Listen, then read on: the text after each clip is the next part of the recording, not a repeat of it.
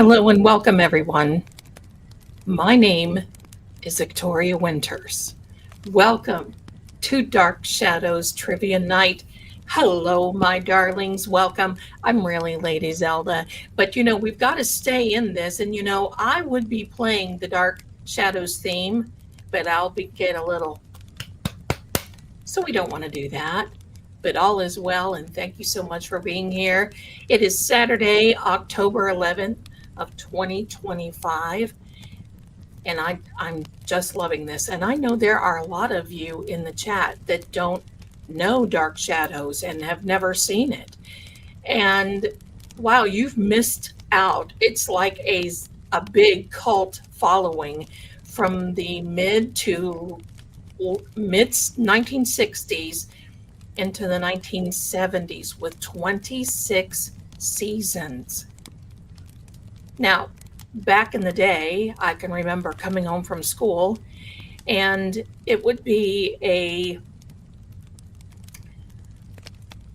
time when my sister and I would race from the bus into the house. My mom would have the opening credits going, because I think it came on at like 4 o'clock in the afternoon on ABC.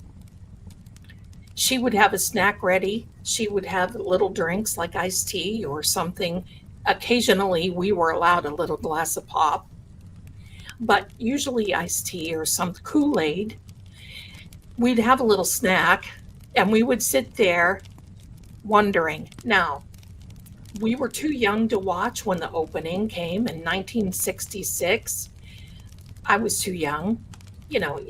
Even though I was, it was 100 years ago, right? Okay. So I was too young to watch that. We really didn't start watching it until the late 60s and into the 1970s. We watched it, and the storylines, they had my darlings. They had vampires, they had werewolves, they had zombies. They went back in time. They had portals that they went through. Now I'm going to tell you this. It was 30 minutes of pure bliss. But unfortunately, ABC knew that everybody was watching at that time. And I'm going to tell you that commercials were endless. You just get into this and you'd hear this dun dun dun, and you knew commercial time, and you'd hear da da da da, this kind of thing too. Crazy. And now when you watch it, a full episode is about 20 minutes. So you can get through, I'm going to say, very, very many episodes. Now, here's the thing. It is on Tubi and it is on Amazon Prime. However, don't miss the beginning. The beginning is Dark Shadows, the beginning from episode 1 to, I can't remember when. But if you don't watch that and you start with Tubi or you start with Amazon Prime, you're going to catch episode 210. And you're going to start in the middle, and you're going to miss out on a lot of storylines. You've got to start, if you've never watched it, you've got to start from the beginning when Victoria Winters was at the foundlings home, and now she's old enough to leave and become a governess to one Master Collins. I'm telling you, I think his name, oh my gosh, his name escaped me, the little boy. Anyway, my favorite era was the 1700s. I've got a lot of questions for all of you, but before we begin, I want to show you we have a giveaway tonight. This giveaway is going to be the same giveaway that we've been doing from the last 2 or 3 weeks now. It is with Beacon TV. We've been generously given 1 month streaming membership. And I'm going to tell you, if you like true paranormal investigations, movies, all kinds of things. It's a streaming service. They do have an app on Beacon. I'm sorry, on Roku. They do have an app on, you can watch it from your browser. You can watch it from your phone. It is a lot of fun. And they have a new series called Paranormal Mysteries. And just yesterday came out another one, and they were in Savannah, Georgia.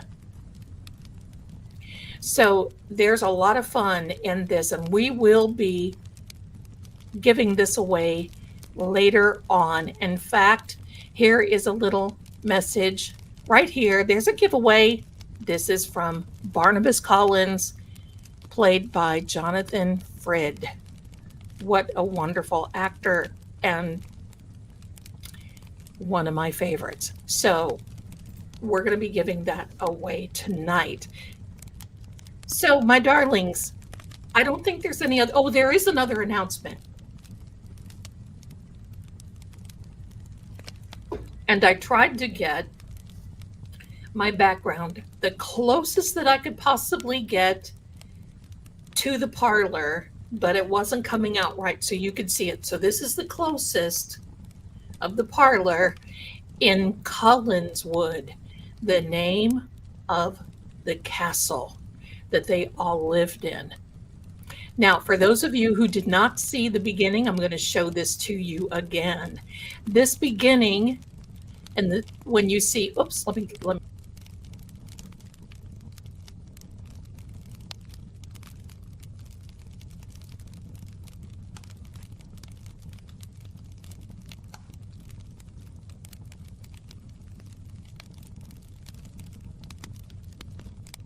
Very good. Ooh, let me see. Let me quit messing things up. There we are. So, my darlings, a couple of little announcements. Yes, it started out in black and white, by the way, and then midway they went into color. And even now they have Dark Shadows reunions, and they have Comic-Cons. And I'm going to tell you this. There are only just a handful of these players left. And they're looking good. And we've lost a lot of our people. In fact, I'm going to tell you, Miss Diane Keaton passed away today. Bless her. She was one of my favorites.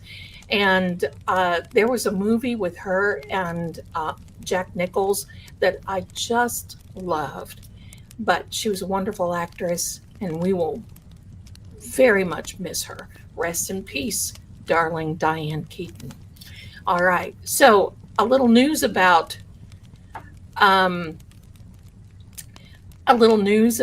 the Conjuring House. So, Conjuring House, we thought it was off the market, off the deal, off everything else. We just thought, hello. And unfortunately, fortunately, it's a mess. I'm just going to tell you, it is an absolute mess. Someone went in, paid off all the debt of the Conjuring House. Well, they thought they were taking it off the auction and that they were buying it. No contraire. They just paid all the debt. So now it's back. It's back.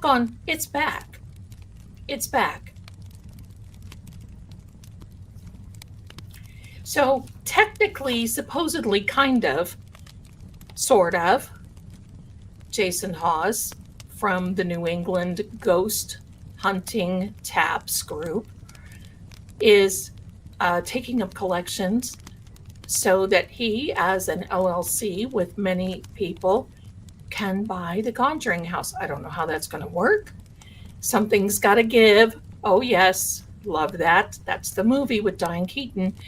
And so we'll see. If it's broadcast, if it's televised, I will live stream it. The Conjuring House is not the same as the Warrens. The Warrens' house is in Connecticut. The Conjuring House is in Rhode Island. The Connecticut home of the Warrens was bought by Matt Riffle, and he's charging thousands of dollars to visit, to stay, to get in there. No, no. But I'm going to tell you something. There's a little story about the Conjuring House. The paranormal community gets mad at me when I tell it, but I'm going to tell the truth. That's the way it is. So for right now, before we get started, my darlings, I don't think there's anything in the crime news that we want to talk about. Not right now. We've got a week ahead of us, and the rest of October is going to be very electric. So we're going to just take this time and decompress and talk about happy things like vampires and zombies and Frankensteins and all that good stuff that we love, right?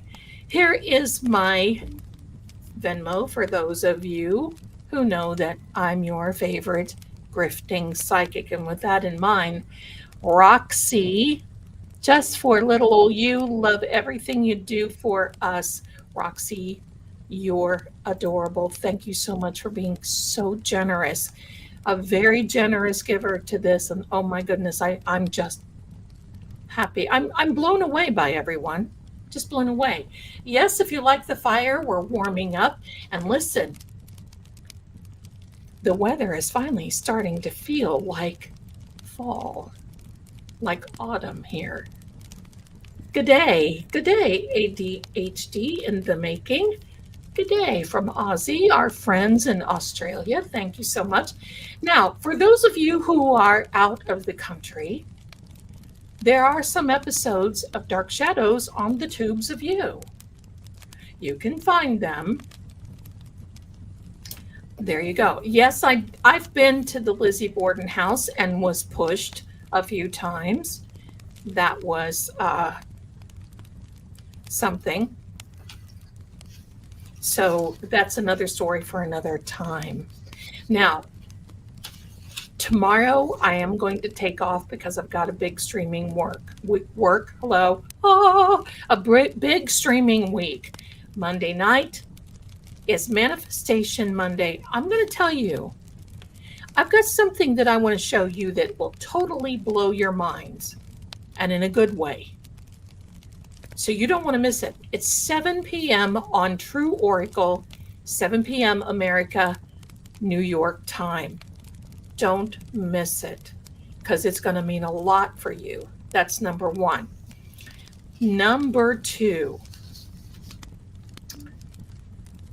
Tuesday night, right here with True Oracle and here on my channel, is the EVPs with Charlie Kirk. Now, we were going to be asking his energy about what happened, about his neck, about the place that he was at, perhaps people. We're not going to get political at all. We're not going to mention countries unless the spirit box does. We're going to keep as neutral as we possibly can, and that's how we do not manipulate the energy. Plus, I do not want a lot of upset in the chat because, people get torn up about things, and that's not what it's about. 7 p.m. Eastern, we are here for Charlie Kirk. We're getting to the bottom of it.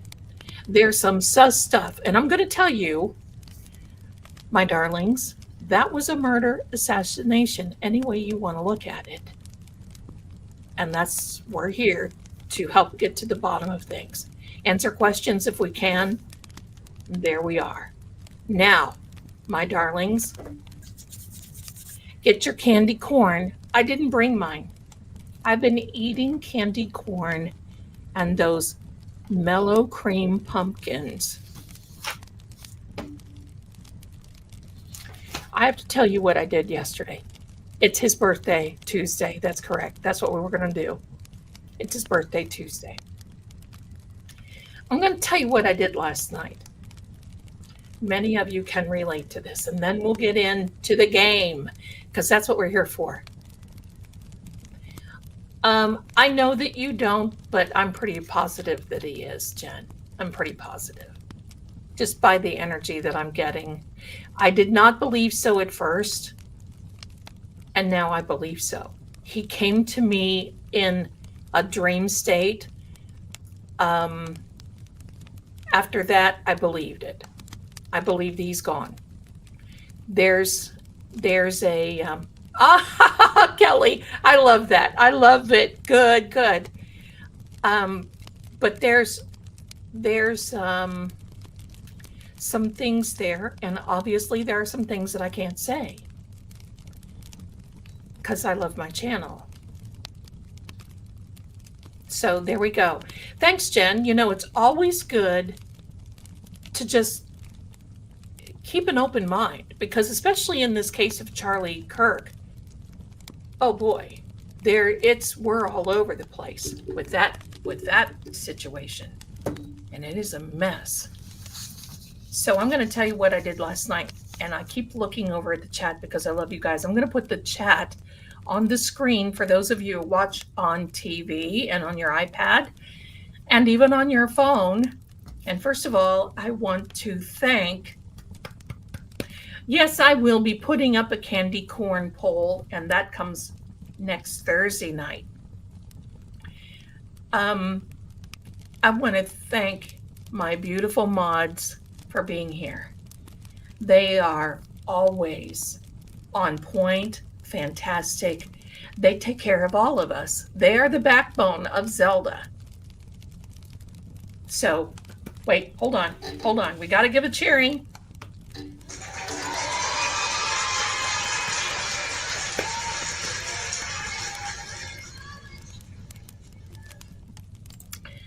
Let me see here. Thank you. Hudson Vintage, thank you so much. And welcome here. We love it. We love having you here. We do a lot of things. And you know something? Sometimes this stuff gets so heavy. And primarily I read on crime, and especially unsolved crime. Even though we have it solved in our little noggins, I read unsolved crime because there's so much to the story. So much. So with that being said, I'm going to tell you what I did. And believe me, it feels like crap.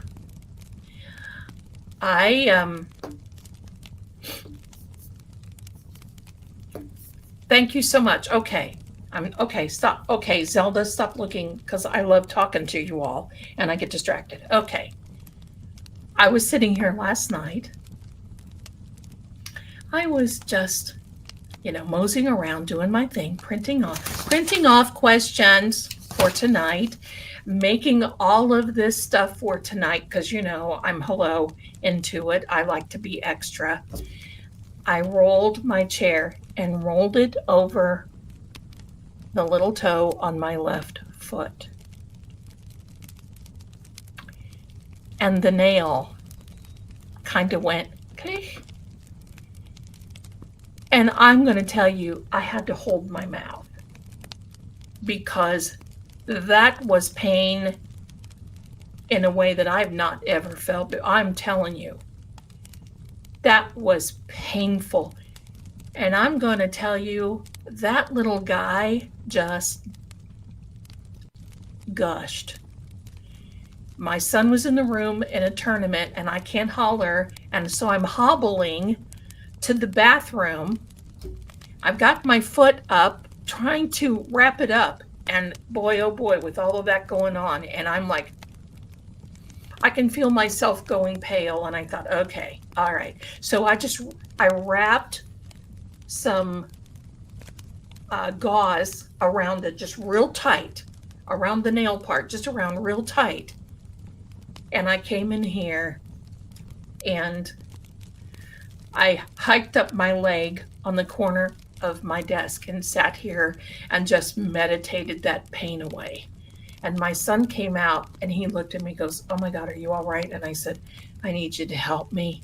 I need you to go get the first aid kit, and I need you to come in. I know this is weird for your mother to ask you this, but I just can't do it. This is why I didn't make it through nurses school, of all things. God bless those people that take care of us. And I'm sorry. I know I'm trying to keep away from being as graphic, but it's a little on the twingy side. But I'm going to tell you what. Today, I mean, it's kind of laughable. I have hit everything with my foot that there is. Cats have walked over it. I've hit it on a corner going into my bedroom. It's one of those things where you just like, it's hurting. So I can help everybody else, but I can't see myself. I know. That's weird. I know it. But it is what it is. There's Mrs. Marie in the chat. Hello, Mrs. Marie, and welcome. She's the big backbone of Zelda. Backbone. She's the woman behind the woman. Yeah, she is the backbone. She's the backbone of the channels. She takes care of me. There you go. There you go. Now, I'm going to tell you one other little story. Word on the street on some platforms is that Jen supposedly, allegedly, sort of, kinda, has some voodoo dolls of one Karen Reed and one Aiden Carney, aka Turtle Boy.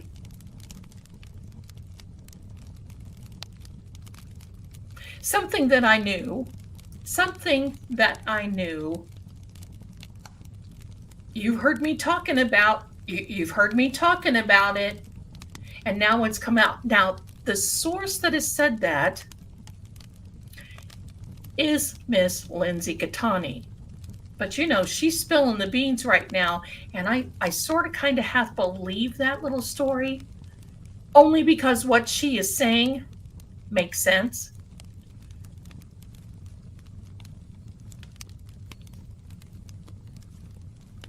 So, Karen and Turtle Boy, if you're watching this, just send me a little thumbs up.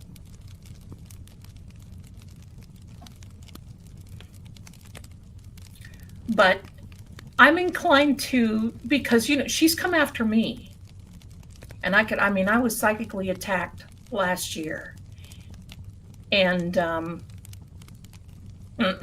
game on now. Game on. I was right. Thank you, Lisa. I have some beautiful sweet tea I'm drinking with lemon tonight.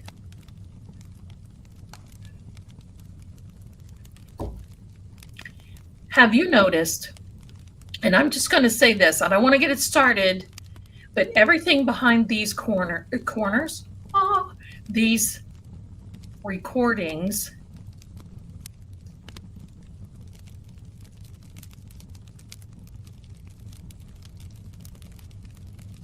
she is behind it one way or another, in my opinion. But you know what they say about opinions. But there's a man behind her. And there's a man. She's like, look, she has these people that are out front doing dirty work. I'm just going to tell you, that's how it works. But she is back here. And there's a man behind her in this too. These things, she can do whatever she wants to. It will not work. Karen and Turtle Boy have a divine covering over them. And let Zelda.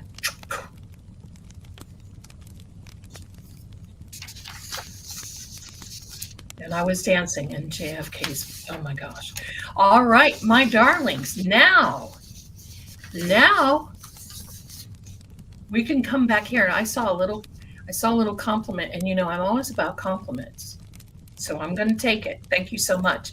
Jen Murray, thank you. I put you on the TV tonight, and you look even more lovely and even younger than you do when I watch on my phone. Well, aren't you the one? Thank you so much. I would like to thank CoverGirl, my ring light, all the filters that StreamYard has to offer. And I'll take that compliment. Thank you so much. It's very kind of you to say. Thank you. Thank you. Thank you. All right. But I'm just going to say this, okay? Those people are not to be pushed over. They're the fact that they've got this so-called high-powered BB fell, whatever. I'm sorry. I have an opinion about that sort of thing, but I'm not going to say it on here because I don't know her. And I'm sorry. But why would the O'Keefe family bring in a high-powered attorney that's getting these high-dollar settlements? Because they think they're going to lose. They got nervous after the first hearing. Karen Reed is innocent. She was proven innocent twice. The Commonwealth has been trying to nail that young lady and Aiden from the absolute beginning. Why? One word: exposure. They have exposed the wrongdoings of their justice system, which is in fact not justice.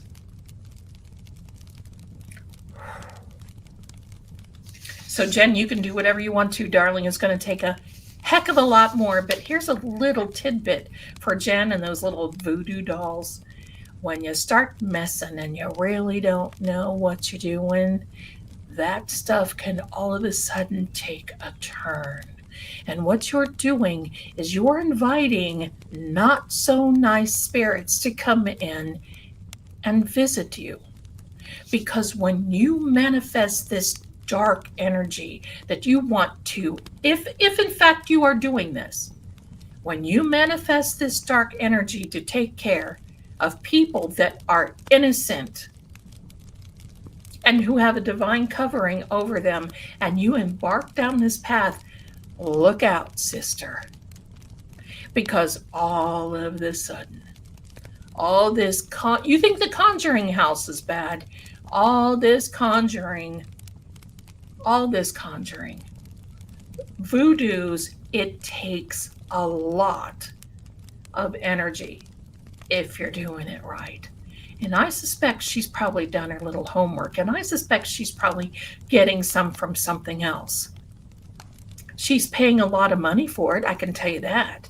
Whoever is assisting her has seen her coming. Just like she's been assisting Kate Peter, new mouth, new hair, new whatever. Too bad she couldn't buy a new attitude, because that one stinks. But Jen, listen to me here. Listen, if you in fact, you know what, I got a little, if you in fact have been doing this as reported, and if you're not, come out and say so. If you're not, come out and say so. But if you are, it won't be long till the tide of this battle turns, because all of that evil energy has to have somewhere to go. And you can't push it all onto Karen and Turtle Boy all at once. These things are like mirrors. Whatever you project comes back on you 100 times. That's why it is very, very hard to be successful doing these types of things. There might be a change in your looks. It may cause some upset up here. And it may even cause you to stand out on the front of your steps and tell the truth of what happened that night at 34 Fairview Road, January 29th, 2022 at 12:23 a.m. Now, enough said. How about let's have a game? Return to sender. Let's start with some dark shadows. Now, I can't really keep track of all your answers, but we're going to have a lot of fun doing this. And I've got a little bit of trivia with dark shadows that I'm going to tell you as we go along. So this is going to be fun. Let's get started. Hold on. I couldn't get I can't play the theme to dark shadows. This is the only thing that I can do.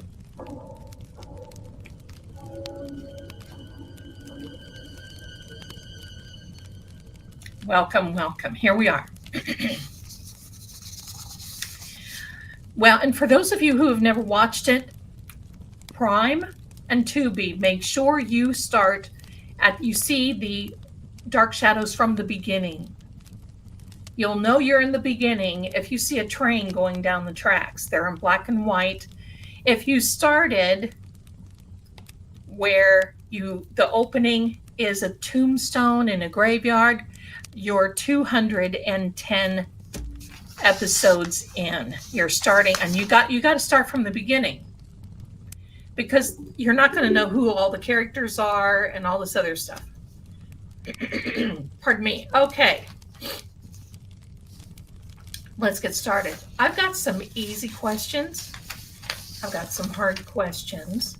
And when I was visiting the Breakers in Rhode Island, I actually got to go up to the house that the outside was filmed. It wasn't filmed on the inside was filmed in a lot.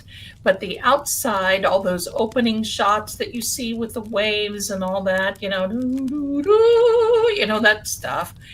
And when you hear, because all the cast of characters will open up, start the narration. The first episode you will hear is, "My name is Victoria Winters. My name is Victoria Winters." And it cracks me up because some of these people in the family have very British clips. They're very proper. And the other ones are, hello. It starts out in black and white. And then miraculously, just like The Wizard of Oz, it morphs into color a few episodes down the road. I think it's episode 276, I think. All right.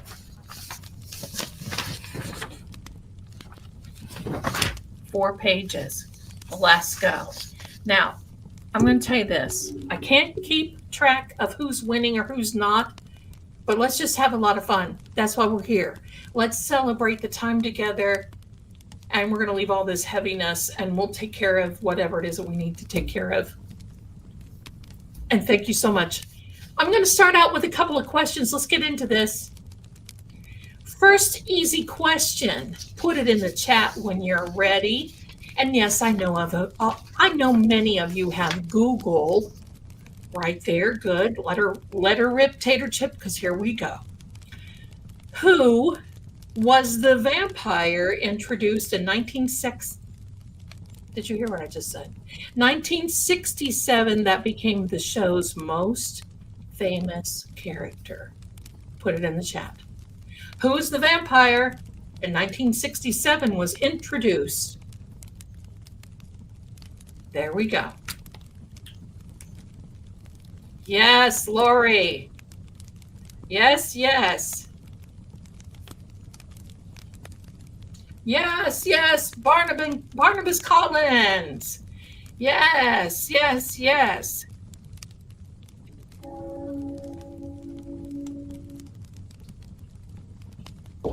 Barnabas Collins is right.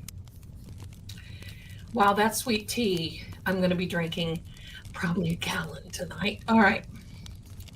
Yes. And I'm going to see if I can make these show notes available for anybody that would want to download them. If you think you want to download these questions and answers, let me know. I might be able to figure out how to make those available. If you want to go in the description, just check back and see. I might be able to make it and to have it downloaded. So I'm going to highlight it. Oh, that highlighter is too dark. Let me grab another one. I won't be able to see what I'm doing. Pardon-moi. Pardon-moi.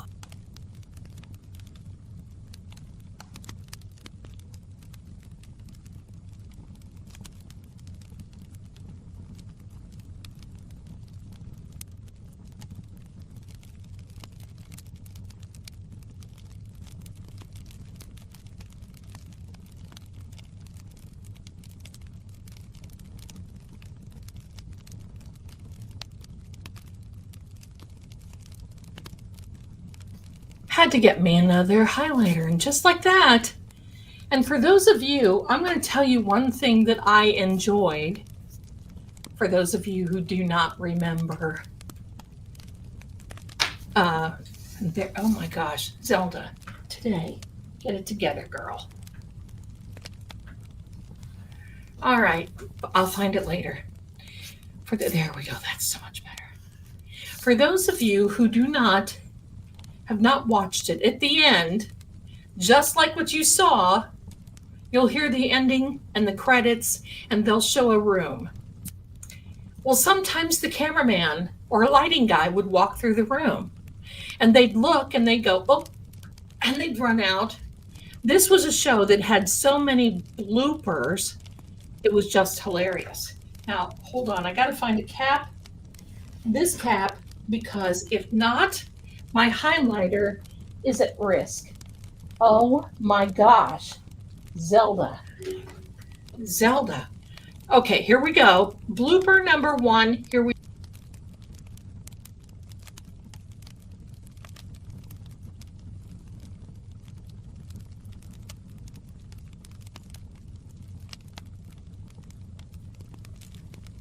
Eureka. Yes, I have to mind my toe because, dear God. All right, that's number 1. Here's another easy one, and then we'll do a hard one. There we go.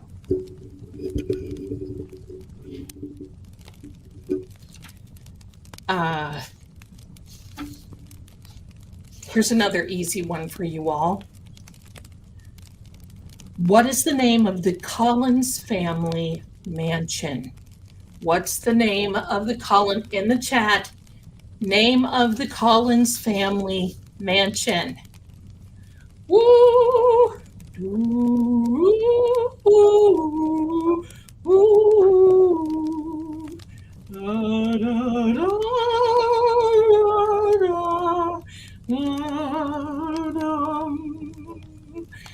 Lots of cello in this music.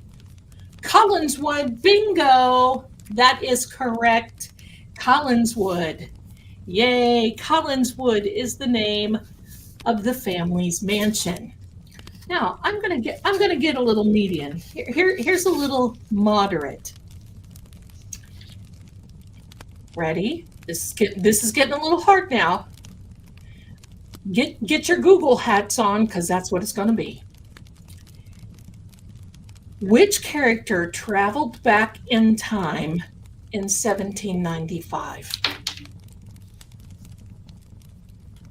Which character traveled back in time in 1795? Put your answers in the chat, my darlings. One of my favorite storylines.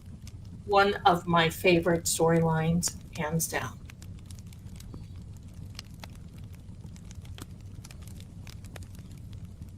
All resisting arrest.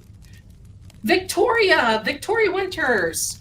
Yes, Victoria Winters is the first character that went back in time in 1795. Congratulations.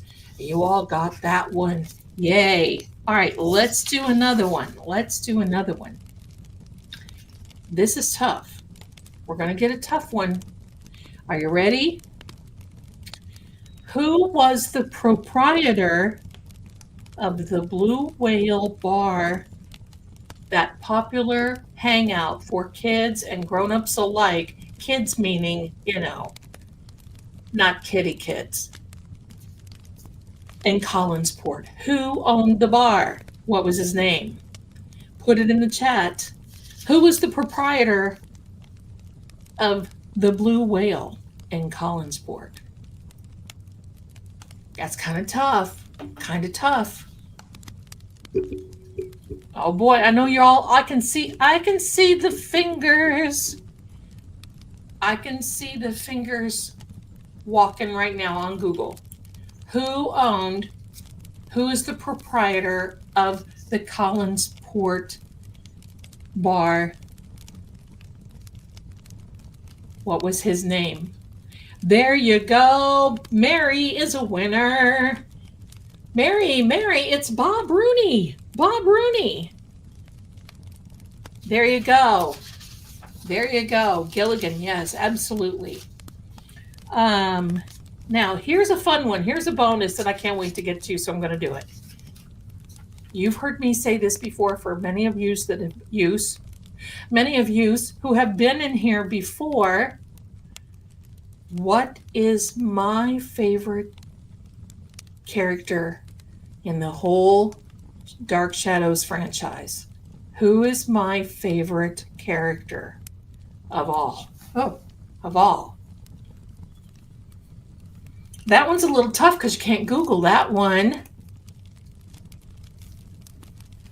Let's think a little bit of all the characters.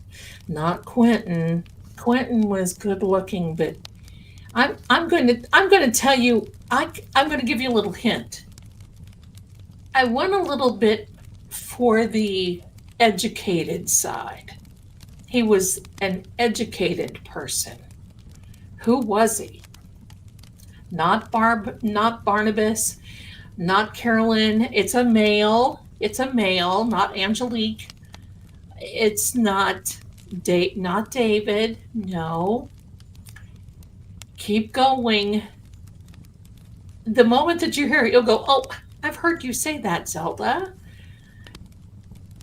Red Eye, LAX to Boston, the professor. It is the professor who is the down into the ancestor line. I keep turning colors here because of this light. It is Professor Elliot T. Stokes. Dr. Stokes, Professor Stokes. He is, Ben Stokes was his ancestor in the 1700 storylines. And I felt sorry for him. And that to me was one of the best characters and character lines. Doctor, and it's because he was weird that I liked him. I didn't have the hots for him, but that he was played by Thayer David, which actually it was David Thayer was his name. He was the occult scholar. He's the one that they all ran to every time something was going on. Oh, yes. And the poor man passed away very early in life. He and his wife had gotten a divorce. They were getting back together. He passed away. He had a heart attack and passed away. But he is one of my brilliant skeptical characters on there. And so there you go, my darlings. He was spiritually attuned into. So let's get a couple of easy questions now. I'm marking all these off. Let me see. Here's an easy one. Y'all can do this. What is the fictional main town in Dark Shadows called? That's right. He played the Count too. That's correct. What is the fictional town? What's the name of the town in Dark Shadows, my darlings? Maybe Professor Stokes will join us. I should change my name to Lady Zelda Kelly Stokes von Gorlick. Zelda Stokes. Collinsport, you got it. Collinsport, Maine. Yes. Bravo. Collinsport, Maine. Very good. Very good. Very good. Okay, here it is. How close to Maine is Massachusetts? a couple of states, maybe a state away, next state.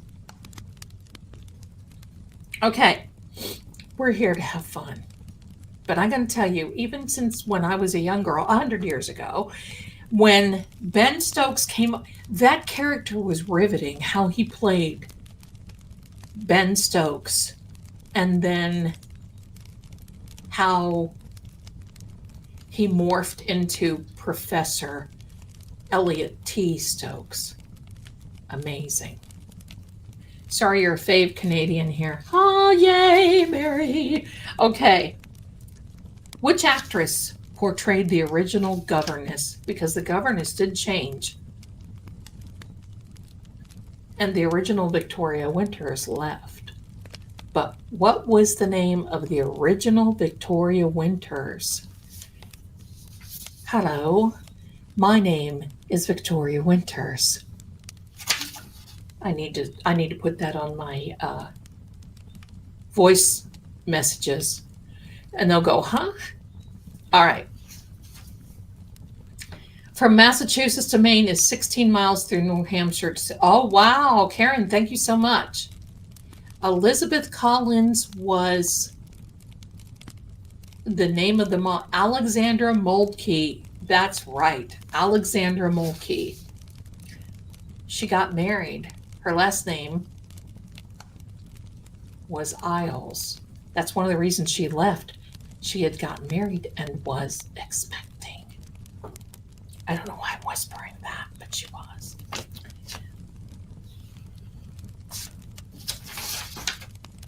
Who created Dark Shadows? Kate Jackson was in it, one of the angels. Remember Charlie's Angels? Kate Jackson was in it. That's it. Moltke, not Moldy. Mitchell, behave. Moltke. Who created Dark Shadows? Who created the storyline Dark Shadows? He created many other series. That's right. Dan Curtis. And at the end of the Dark Shadows, you would hear, "This has been a Dan Curtis production." Dan Curtis. You guys are good. You guys are good. You guys are good. Here we go. Now let me change highlighters because I have a system. I am like Robert Alessi because I need to be Robert Alessi is my spirit animal with all this organization. There we go. What instrument played the very haunting theme when you heard the opening? And I'm going to give you a little thing. And some of the breaks, like dun dun dun. Some of this stuff. Name one of the. There's two instruments that are primary. Name one of the instruments. Name one of the instruments. A cello. That's right. Organ and a cello. That's correct. Organ and cello.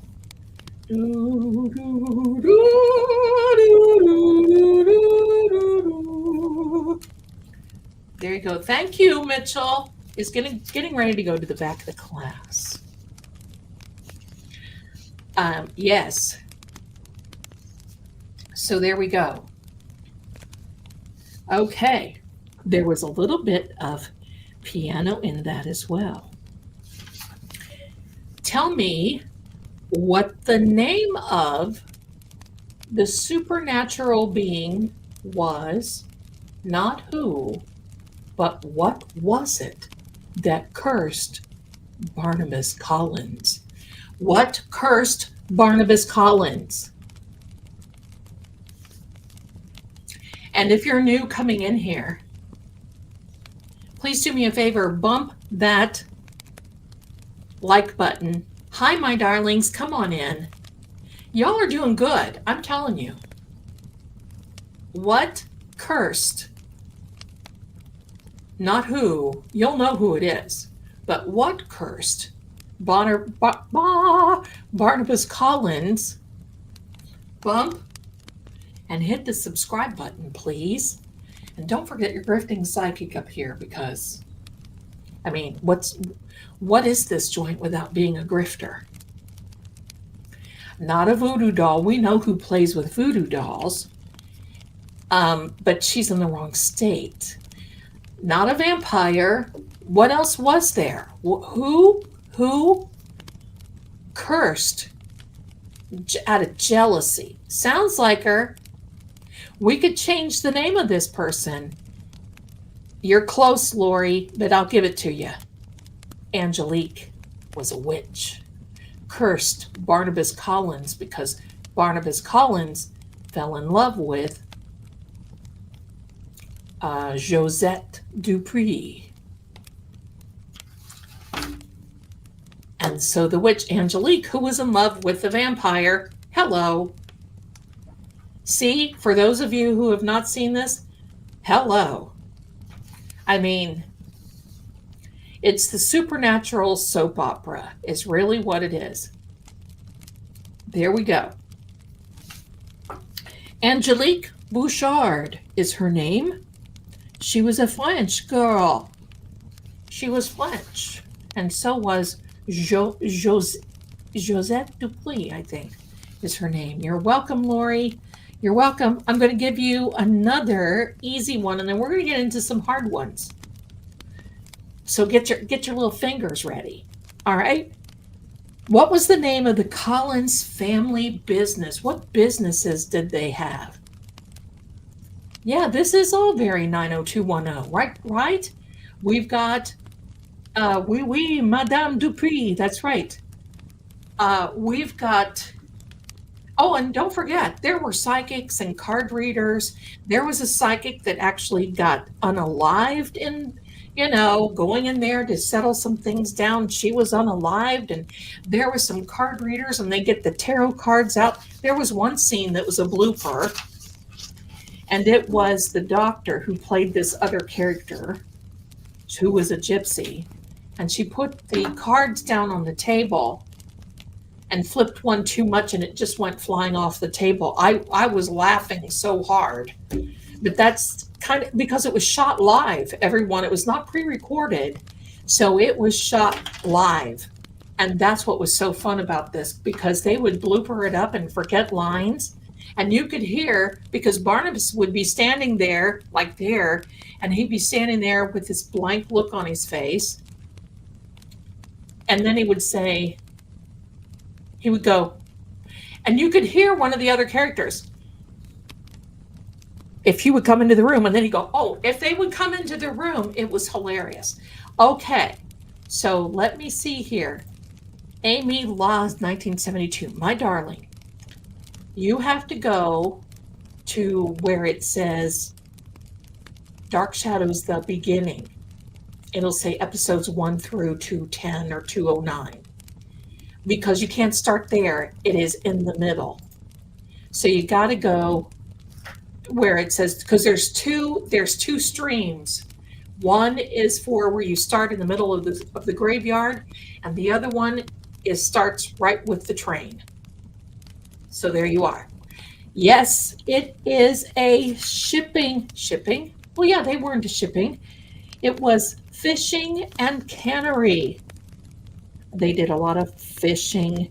Something smells fishy in Collinsport. That's right. Something smells fishy. There we are. You guys are one. This is fun. I mean, it's fun for me. I hope it's fun for you too, because I love this. Okay, here's another easy one. I said this earlier, so if you listened, you're going to get it. What was the network that Dark Shadows came on? Something really smells fishy in Mass. It sure does. Thank you, Mary. What was the... Oh, I hit this bloody... What was ABC? That's correct. American Broadcasting Company. ABC. DEFG. Okay, let's do a harder one. Thank you, everyone. ABC is the name. It is that. No, you're not interrupting at all, Amy. You gotta go from the beginning. And I can't find a place where we can watch it because it's all copyright. ABC will just ticky, and that'll be the end of it. But it is so good. I started over today. Thank you, Lucy, you adorable baby girl. Thank you. I had to start over. I watch it usually once a year. And the episodes without commercials are about 20 minutes long, so you can just zippity-doo-dah right through. You can watch probably 5 or 6 episodes, have a little snack, right? That's right. I like some old-fashioned movies. Thank you, Kim. You know, I'll tell you what I've been watching because they have AMC Amfest, or the Amfest, the Halloween Fest. Some of the Halloween is okay, right? But some of these movies they have on, the slasher things. Oh, now listen, I heard there is a new, somebody can tell me this, I don't know where. There is a new in production Night of the Living Dead. I just keep, every time I say how much more gory can they get, they accomplish it. So, oh my gosh, TMC, I love those. But see, I always watch those and there was none. I love those classical, the werewolf, Frankenstein. You know, to me, it's all that psychological scare. But I remember when I watched Night of the Living Dead. I was a young girl. I'm going to tell you. That was new. Rosemary's Baby. Classic. The Exorcist, I just watched for the first time in my whole entire being 2 years ago. And now being where I am in life, and now in the time of life, after seeing all these crazy movies, I look back at them and I think, that's it? But at the time, that was horrible. That was horrible. I remember when that went out. Oh, Linda, there you go, my darling. I love all the older stuff. I'm into this. And I'm going to tell you, and then we're going to get back to this. Arsenic and Old Lace, classic. I love it. But I want you to know what I watch at New Year's Eve. And every year, Turner Classic Movies has it on. The Thin Man series. Look out.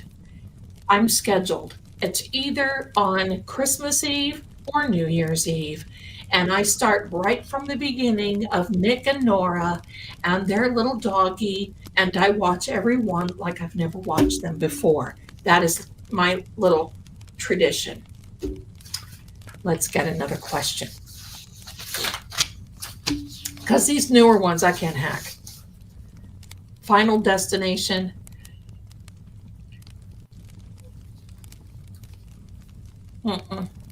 No. Okay, my darlings, here we are. I'm going to get you a hard one. Let me see. This doesn't look so hard. Oh, I love Topper too. Here we go. Which character was transformed into a vampire near the end of the series? Near the end of the 26 seasons, what character was transformed into a vampire? Go. Chat. There you are.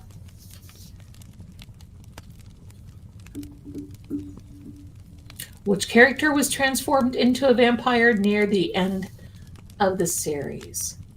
It's kind of hard. Not Carolyn. Not Willie. Willie was gone, I think, then.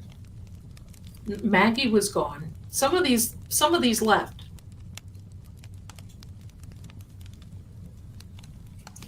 No, keep going. Brian Albert.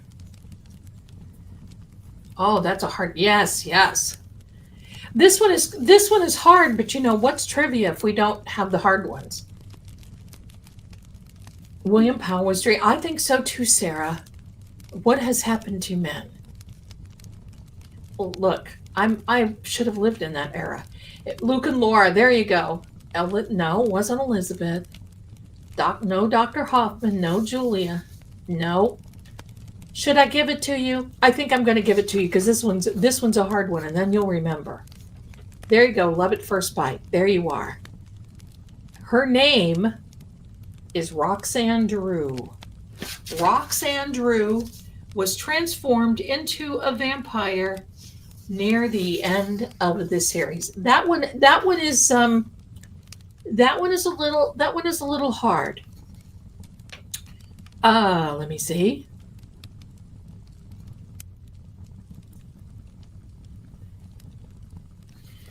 What was the final line that was spoken at the end of the series? The last thing that was said when the curtain was dropped, when Roxanne, near the end of the series, what was the last thing that was said? Kind of on that. They were not going to end it. However, hold on, I've got something on my screen here.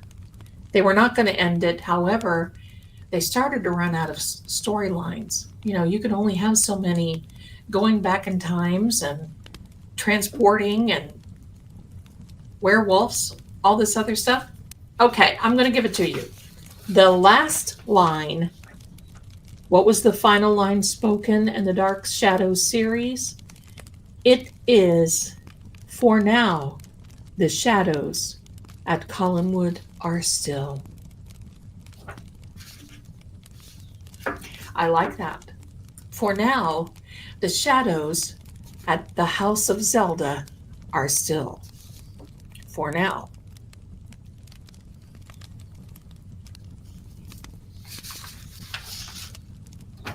Was there something about no better? They would think there was a vampire. Colin, right? Hello. Was this a dream? I always thought that was going to happen. They were going to go, is this a dream? Hi there, Rich Cat. Hi there. Hi there. Okay, let's get you. Let's get back here. Which Collins member of the family? Oh, here we go. Getting into it now. Which Collins family member returned from the dead through Angelique's magic? Angelique performed a little magic and she rose someone from the dead. Who was it that came back from the dead? From Angelique's magic. When I say it, you guys are going to go, ow, ow. I wish there was. Yes, Elizabeth. Yes, my darling. Look at this. Elizabeth got it. Yay, Elizabeth. Hello, my darlings. Jeremiah was a boy. Oh, wrong Jeremiah. Jeremiah. All right. There was an object. There was an object that symbolized the curse on Barnabas. It was Angelique's. What object was it? And it was not the ring. So there was an object symbolized Angelique's curse on Barnabas. It was not his ring. What was it? It's kind of hard. This was big when I was a teen, that show. It was really odd for the afternoon show. Yes. Now, see, I'm going to tell you something while y'all are thinking about that. the cursed object that Angelique put on. No, it wasn't a necklace. It wasn't his cane. You'll see in the first few episodes when you start from the beginning, not a necklace, not a pendant. It gets really dull. I mean, it starts out really good. I mean, it's kind of like mysterious, wondering what's going on with all the characters. And it was supposed to be one of these afternoon soap type things. Well, they started losing ratings. It wasn't a vase, wasn't a mirror. Keep going, my darlings. I'll give it to you in a minute. It was losing ratings quickly. It was black and white. The characters, you're going to see that. It's going to take a turn where you just think, oh, come on already, somebody get bit. And it was on for about 6 to 8 months, and they were really starting to tank. Dan Curtis went back. Nope, keep going, my darlings. Dan Curtis went back to his wife and said, what are we going to do? And his wife said, bring a vampire on. And she was kind of kidding. And he said, oh my God, that's wonderful. That's when they introduced the storyline for Barnabas Collins. Oh, and believe me, that was like, look out. The ratings went over the roof. And then they had 26 seasons. Okay, I'm going to give it to you. It was a jeweled medallion. Remember the medallion? It was a jeweled medallion that Angelique gave to Barnabas, and it had a curse on it. Oh my. Let's get a couple of easy ones. Who was Maggie Evans' father? He was an artist, and he also drank a lot at the Blue Whale.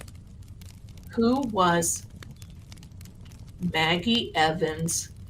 Thank you, Elizabeth. Got it first. It was Sam Evans. I almost said Sam Adams. Sam Evans. Sam Evans. Very good. Mr. Evans, yeah. There we go. Now this is almost part 2. Who was the Collinsport resident that was first attacked by Barnabas and survived? She survived a bite in the neck and didn't move away and became friends and somewhat engaged. Sounds like something Zelda might do. Woof. Yeah, we should send Jen a brooch. That's right. Who was...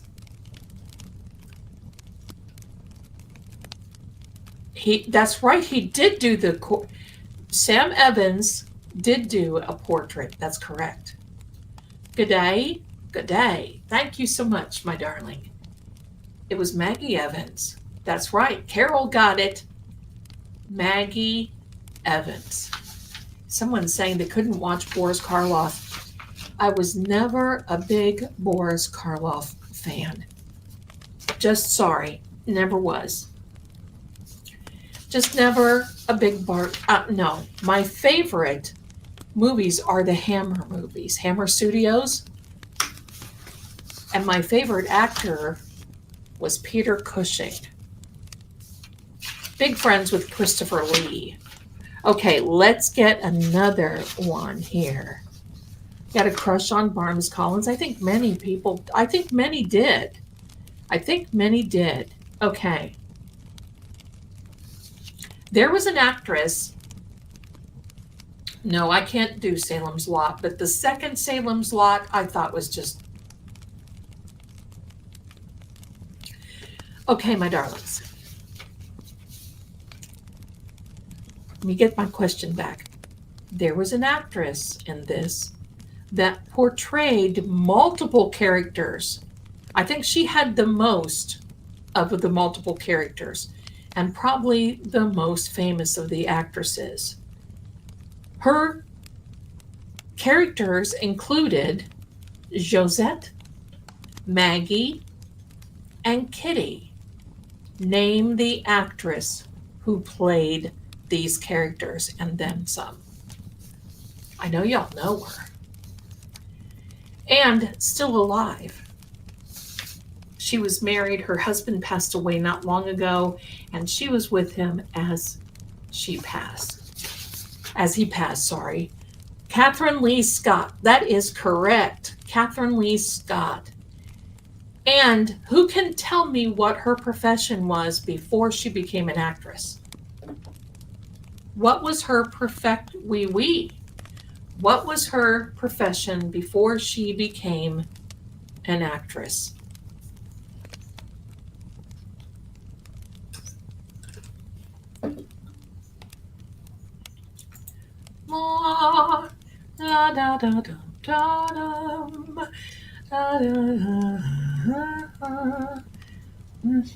Beyond closet.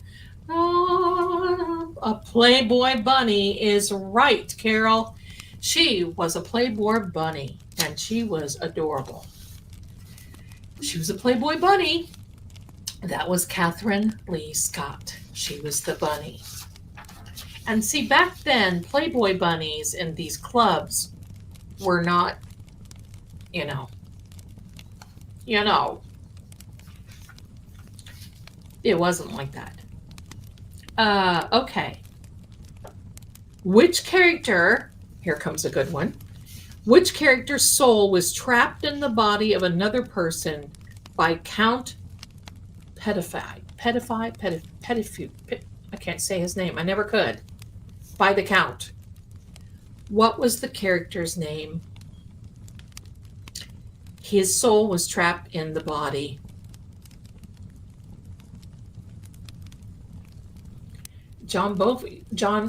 Why can't I talk to that? John Bon Jovi's mom was a bunny too. I'll tell you what, I love John Bon Jovi because he has all of those establishments that give meals out. Not Reverend Trask. I'm going to tell you something. How many in here thought that Reverend Trask was related to Humphrey Bogart?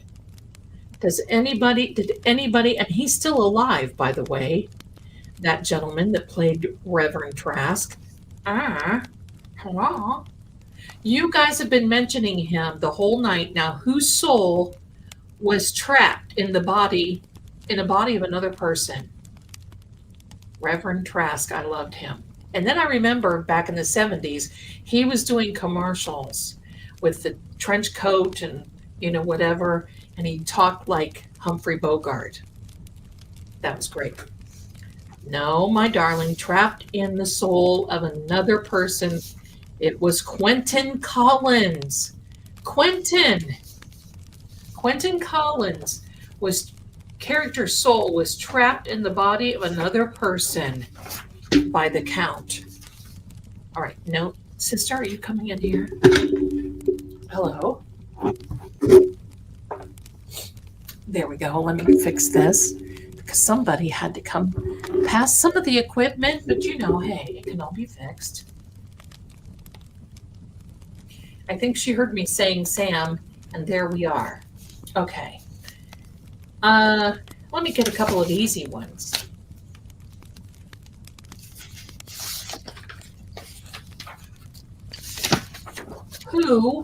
I mentioned this already. Who was Barnabas Collins' fiancée before Angelique cursed him? Who was there? This is my Sammy girl. Who was Barnabas Collins' fiancée before Angelique cursed him? Angelique was the witch. Her name is Sam? Yes. I have a cat named Sam too, although she was originally... Oh, I didn't see that. Oh, rich cat. Oh. Yes, that's correct. It is Josette. Josette Dupree. There we go. Which actor... Here we go. Which actor played Quentin Collins? He was a and he turned into something else. But what actor played Quentin Collins? Yay, Carol has got it. Put it in the chat. What? Yes, David Selby. And do you remember that song that he had that he would play on the gramophone? That became a thing. Okay. Now oh, there. I was going to say I lost my place. Okay. What was the name? Carol's a fan. Carol's a fan. What was the name of the Collins family ancestor who built Collinswood? What was the name of the ancestor who built? And a little hint was his picture. And see, I was going to put my picture here, but I didn't have time today, but I will.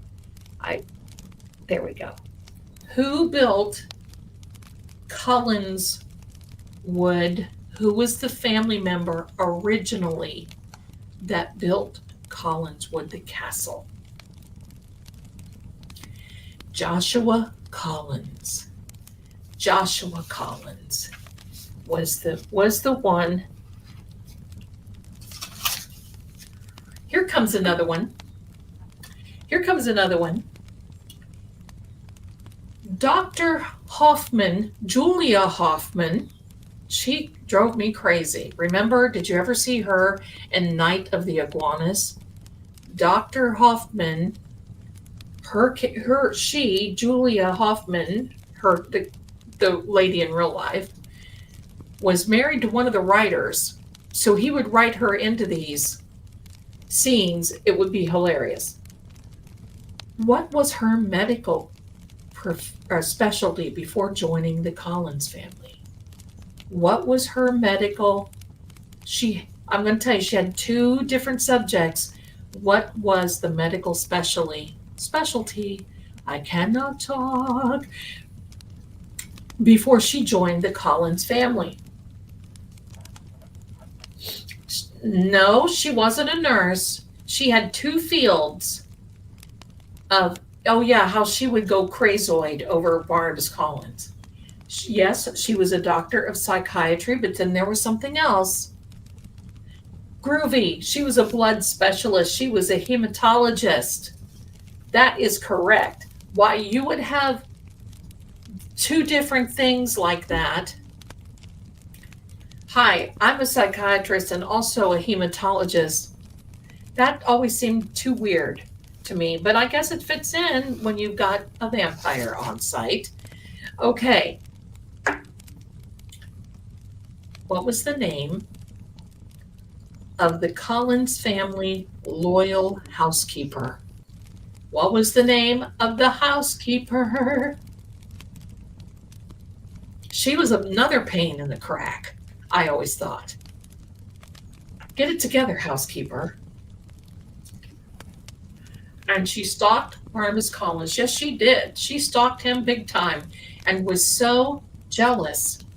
So jealous. Yes, Captain Jerry got it. Mrs. Johnson. Mrs. Sarah Johnson. That is correct. There's the captain. There she is. Sarah Johnson.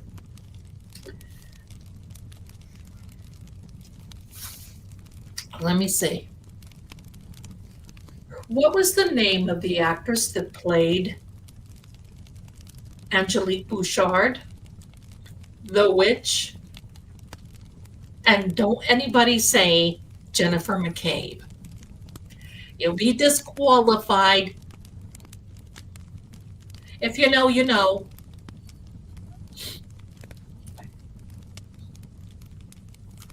Okay, Rich Cat. What was the name of the actress that played the witch, Angelique Bouchard? That's right. There you go. Mitchell goes to the end of the class. Laura Parker. Laura Parker. I don't know. Was she in English? Laura Parker went on to write several different, she kept the franchise going, and she wrote a few other little things too that went along with it. And she wrote some of the movies. Now, I'm going to tell you something. I saw the series and then I saw those movies and I was like, stop, stop. And I'm sorry, I did not like Johnny Depp's depiction of Barnabas. Nobody can play Barnabas. But if you notice in that movie, Barnabas came to the door and a couple of other characters. So I thought that was kind of cool. Captain Jerry has been, she's been binging Dark Shadows since I announced that this was going to happen. And look what she says. She's just going to chime in. She's been studying for the last couple of days. She's been binge watching, man. It is something else. Jerry is a binger. Oof.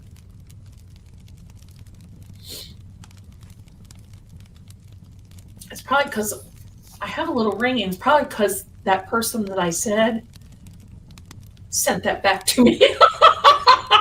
Okay. Okay. Let's see. We said this one. Here's a good one. What character discovered Barnabas' coffin in the old house? Now that's when it gets good. Can anyone say? Yeah, they did, Mary, and we've been talking about that on this channel for a long time. Yes, yes, keep going. It is Willie Loomis. And I'll tell you what, on site, the women loved that young man who played Willie Loomis. There was another one before. So if you start at the beginning, you're going to see that this Willie Loomis, I didn't like the original. I liked the one that we know. And then he went on and played the husband to one of the ladies. It was Cagney and Lacey, I think. I think so. Played her husband. He's been in a lot of stuff. And he passed away not long ago. He was adorable. I wanted to actually go see him and write him a letter. And you know, Zelda never did. And I always kicked myself for that. But he would love it. His son would sit and read him these letters. And you know how I thought, oh, I need to write him a letter because he was actually in a convalescent home. He wasn't doing very well. So he loved that reminiscent. Listen, poor Willie, he went through a hard time and when he found Barnabas, oh, that was intense. No. Hi, Helene. Hello, my darling, from Austria. Welcome, you, my darling. Okay.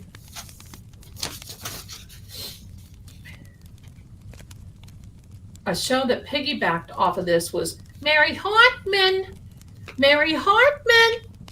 And Colt, yeah, oh yeah, that's another one. I remember Mary Hartman.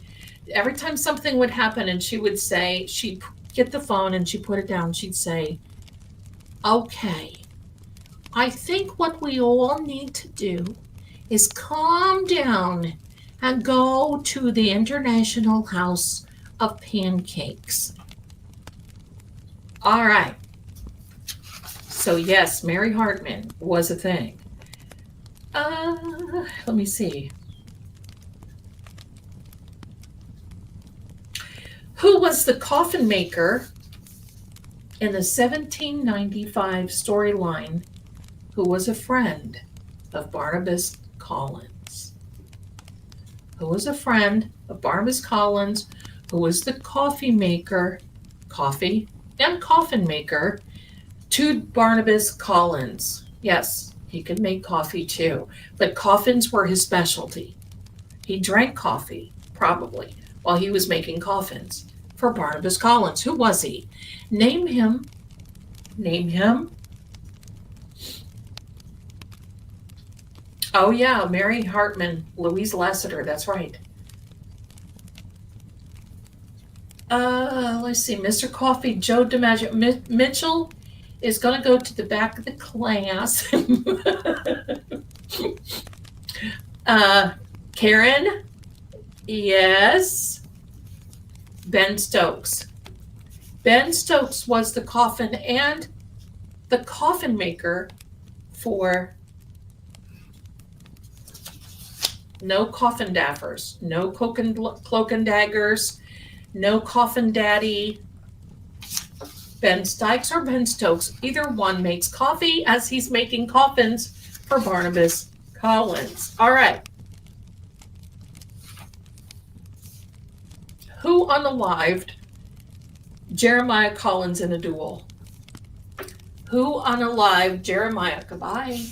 Who unalived Jeremiah Collins? Are you going somewhere, sister?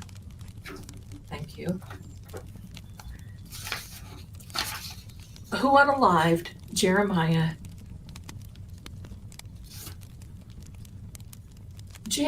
Every time I say Jeremiah, I always want to say, Jeremiah was a bullfrog. Elizabeth got it. Barnabas Collins, unalived Jeremiah Collins in a duel. And they were having a duel over who? Can somebody say who they were having the duel over? Barnabas can be coffin daddy for this Halloween.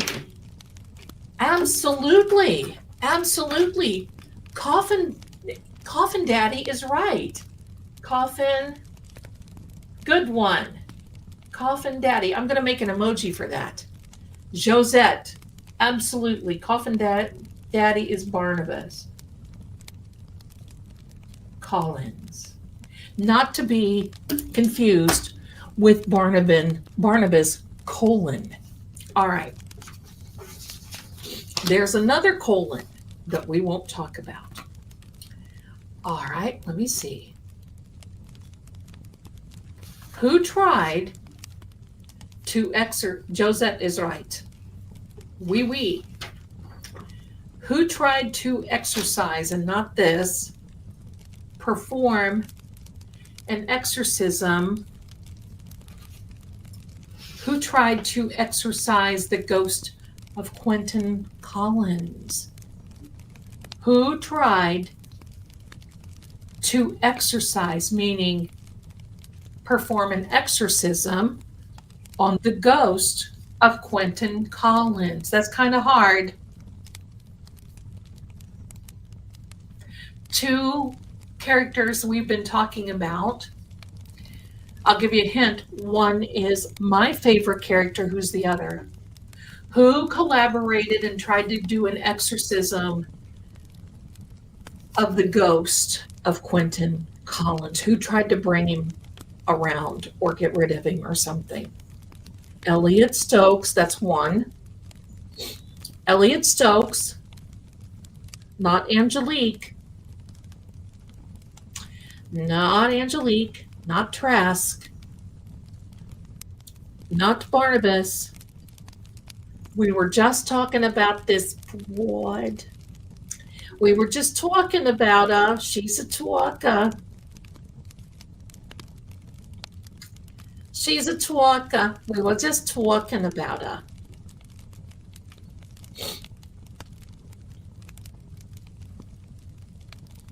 Hi, Helene. Hi. It is Dr. Julia Hoffman and Professor Elliot Stokes. That's who it was. And the funny thing about it, Julia Hoffman, Dr. Julia, had the hots for Barnabas almost the entire time. And Barnabas was engaged so many times, was in love with all these women, and he kept Julia right by his side. And she was so jealous. Is this real life? I think it might be. I've heard that again. I think so. Hello, everyone. Hello. All right. Let me see.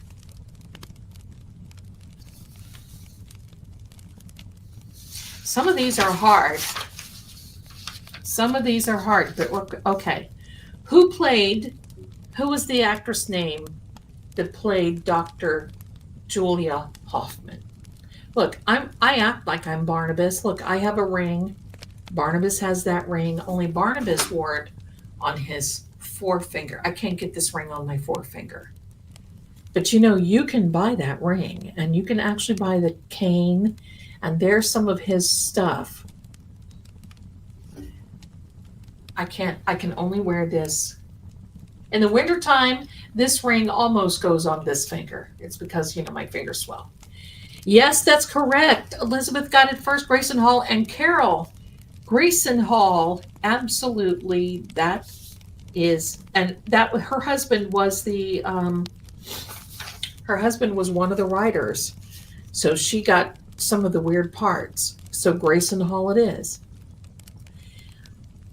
Hi, little girl, 208. Honey, I got to ask you something about your profile picture. Where did you get it? Because that looks awfully familiar.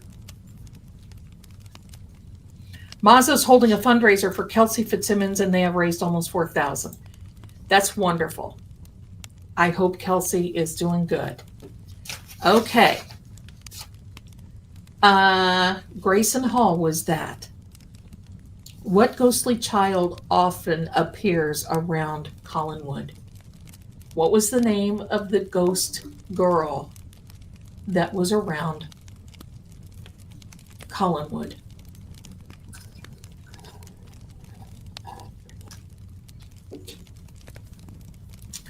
It's okay. If you want to use my art, or if you want to use anything else, you have to let me know. Okay? Okay? Just ask me. All right. So,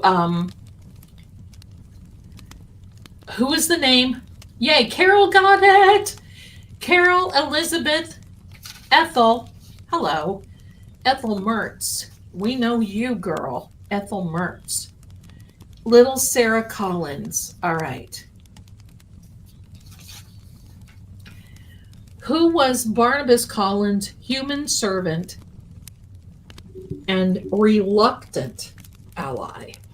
Who was reluctant? Sorry, I keep hitting this. Let me get. Somebody sent me a message here. Thank you. Yeah, Carol is on fire. She's a go-to. It is Willie Loomis. That's right, Carol and Elizabeth, all of you. Willie Loomis. That's right. He was seriously a slave to Barnabas. When he found Barnabas' coffin and woke up Barnabas, and Barnabas came out like a big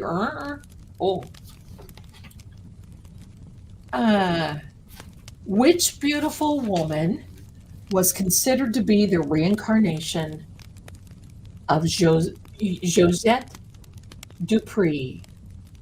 Who was considered the reincarnation of Josette Dupree? Who was it? Elizabeth Maggie Evans. Maggie, there you go. Maeve. Hi, Maeve. Hello, my darlings. Hello, hello. There you go. Maggie, yes.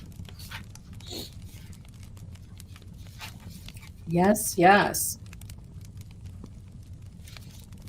Here might be an easy one for some of you. I think we talked about it already in the beginning. What year did Dark Shadows first premiere on television? What year did what year did Dark Shadows premiere on ABC on television? What year was it? Yay, yay. Look at the answers coming in. Look at the answers. 1966 is correct. Very good. Look at this. ADHD in the making. Bless you, my darling, is a new member in the making on YouTube. I love it. I love it. Thank you so much for being here. Thank you. Thank you. Yeah, it's that old. It's that old. It's 1966.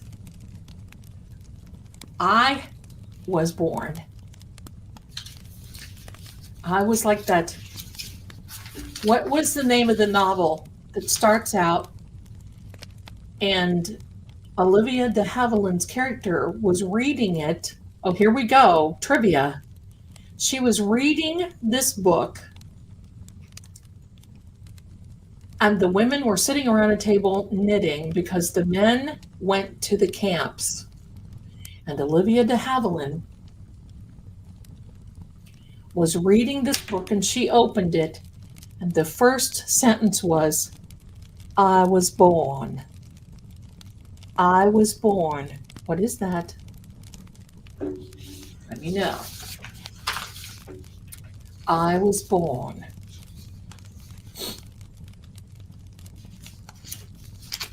It was in Gone with the Wind, but Olivia de Havilland's character, Melanie, was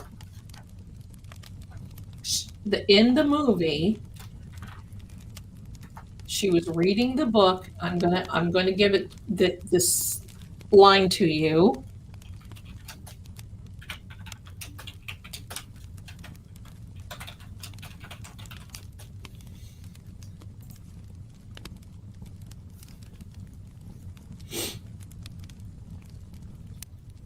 She read aloud.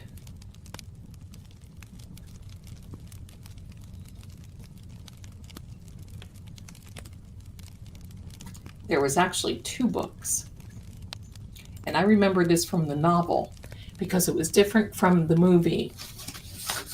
In the movie in the movie Gone with the Wind, Olivia de Havilland in the movie was reading from David Copperfield. And the first line is, I am born. But in the book, the character Melanie, is reading from Les Miserables. She's reading from that book. Like sand through the hourglass. Those are the days of our lives. All right. Wuthering Heights. I also read that. So no, it is David Copperfield and Les Miserables. All right. Let's get another questions in, and then we're going to have. This time has gone by fast. We've been here almost 2 hours. So let's do another 2 or 3 questions. What do you think? And then we're going to have So Are the Days of Our Lives. Then we're going to have a giveaway. Let's do another one. What year did the original Dark Shadows series end its run? What year was it? What year did Dark Shadows end?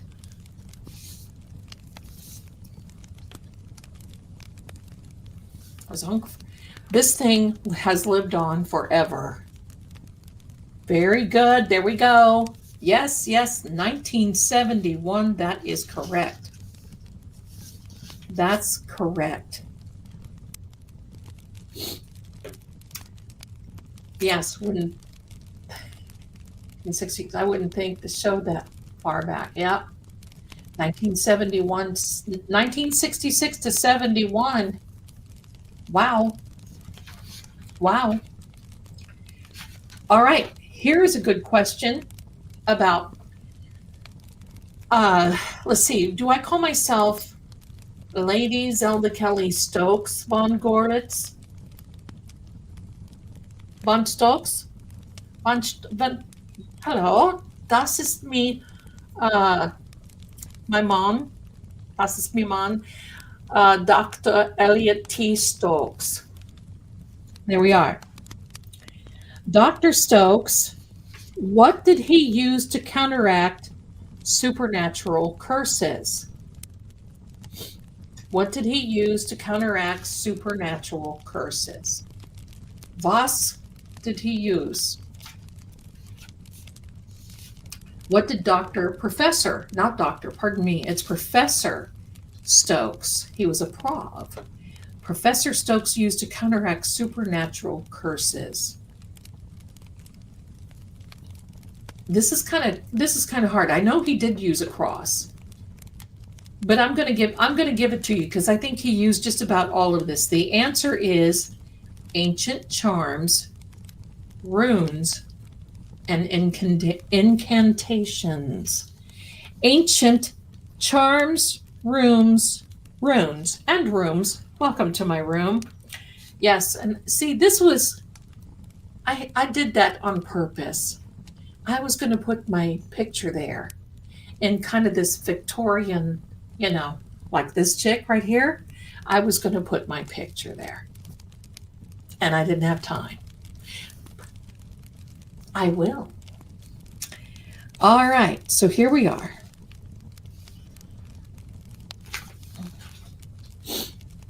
Okay.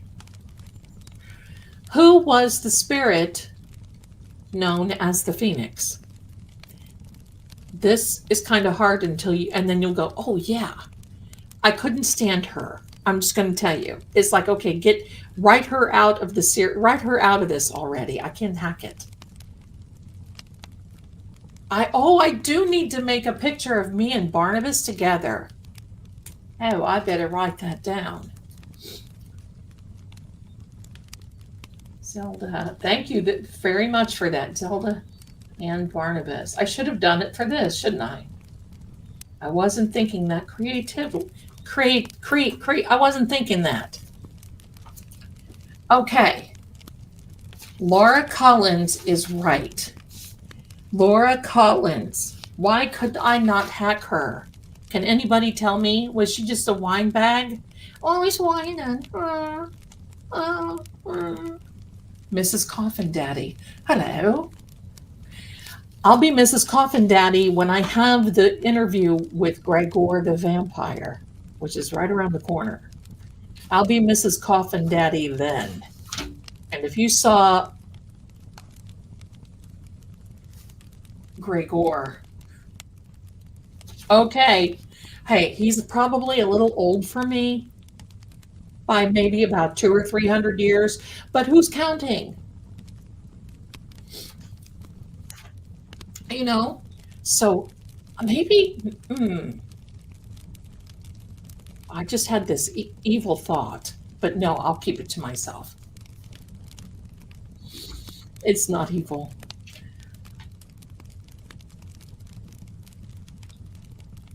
I must be delirious. I don't know why. I think Barbara was in this. Who's Barbara? Yes, Elizabeth was right. She was definitely overacting, and I couldn't hack that. And that was Raja's wife. And why did Raja have this very proper English tone? So look down on his nose type thing. Hello, Elizabeth. No, hello.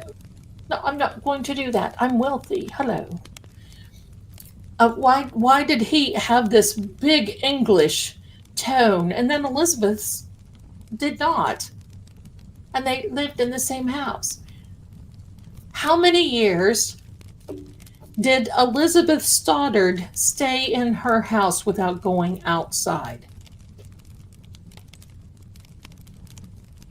How many years while you're answering that?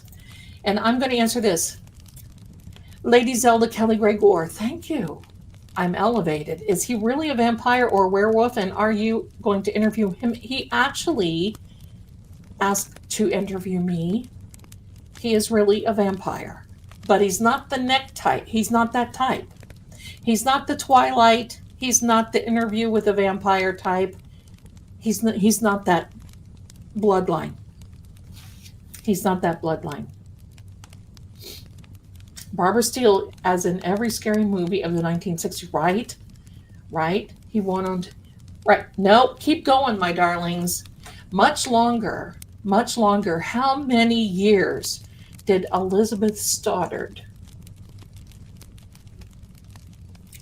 stay in Collinport. That would drive me crazy. If I'm in here for 2 weeks, I'm like, hello. Mitchell, 40 years. 40. 40. 40. 40. Can we send Greg Buller to... I was thinking about something like that, Karen. You know, when I said the evil thought, but see, he's not that way. He doesn't think. He's probably sitting... He watches us. I just want you to know, he watches. So he's probably going, Zelda, tisk on you. It's okay. We're just playing. It's Halloween. We're allowed to say this kind of thing.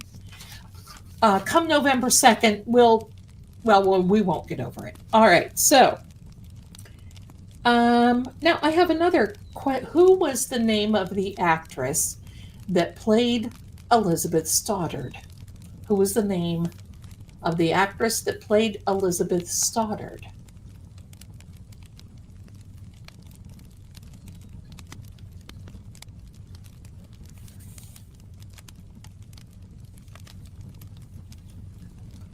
The actress that played Elizabeth Stoddard. There's Carol.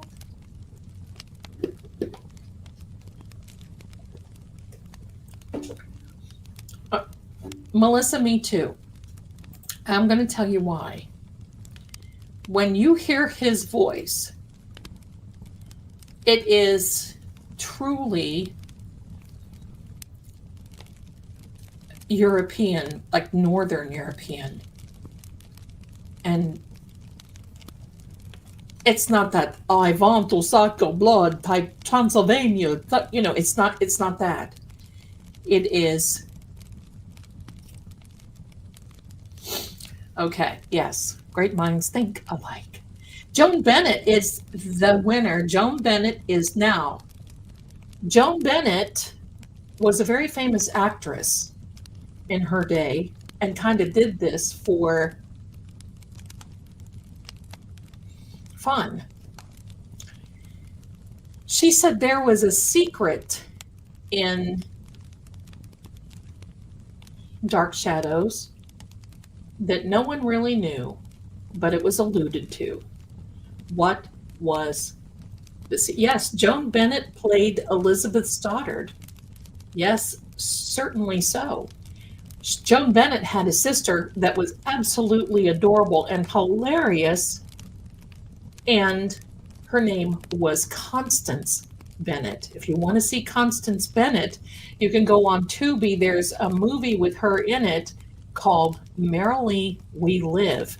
And it is hilarious. If you like good old-fashioned comical love stories, movies where it's just so silly, it's adorable, that's this movie, Merrily We Live. Carol has it right again. Victoria Winters was actually Elizabeth Stoddard's daughter. And that's why, and that's why Elizabeth Stoddard brought her to Collinwood right from the beginning. Supposed to be. Well, that storyline is kind of weird. I think Burke Devlin unalived Elizabeth Stoddard's husband, I think. But I'm not sure. I can't remember. I don't know. I'm not sure.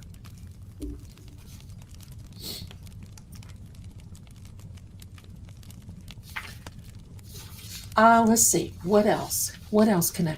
Let's do one, and then we'll one more. We're gonna do one more question, and then we're gonna have a giveaway, my darlings. And then I'm gonna figure out what I'm gonna eat. Oh, and stay tuned, because next week, I told you I'm gonna have a lot of content for October, and the closer we get to the day, and don't forget, and I ordered a bit of my costume that I'm wearing Halloween night. You guys are gonna just crack up. You're gonna love it.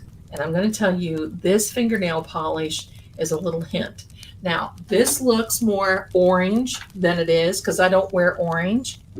This is Sally Hansen, and it is called Aura, as an aura, but it's Aren't You Relaxed. I love it. The brush is beautiful, but this has a lot of pink in it. And see, this is why I'm not wearing my red lipstick, because if I wore red lipstick and orange polish, both my mother and grandmother would be on rotisseries in their grave, because you do not do that. You can guess the costume if you want. You can guess it. I'm not going to tell you what it is, but you guys are just going to love it. Now, next week, I am also filming a little something for all of you. Oh, I love that too. I'm not really a waitress. I love that from OPI. I love that. Not Elvira, I can tell you that. I would love that though. Thank you so much. This is, I don't know what this is, another mixture or something to try to get it more of a pinky coral that would not clash and go crazy. Not Cruella. I don't think you're going to guess it. You'll know it. The moment that we start Friday night, you'll know it. I will have a part of my costume. And it's not really a costume. They're like props. I can say that. But this next week, late next week, because I've got a lot of lives that I'm doing next week and so forth, I will start filming a video for y'all, that is called A Meal Fit for Ichabod Crane. And I will be cooking and making these beautiful dishes, and you will see that. I'm going to put that in a video, and I will make the recipes available to you. And that is going to be the feast for my son and I for Halloween. There's all kinds of little stuff, but it is a feast for Ichabod Crane. And listen, Zelda cooks one way or another. Hey, ask anybody. Zelda cooks one way or another. So let's get a couple more questions in, and then I want to have this beautiful, beautiful partridge. No partridges. Chicken. I'm going to tell you, I don't trust the meat that we're getting these days. I buy chopped meat, minced meat. I don't eat pork, so I don't buy it. But if I get, it all seems like it just immediately, the moment that I put it in the refrigerator, my refrigerator's fine, but I can't have it more than 1 or 2 days in the refrigerator, and it just, nothing. It spoils quickly, so I have to take it out. And these are all, I want you to think of New England. I want you to think of England. I want you to think of the Shire, Lord of the Rings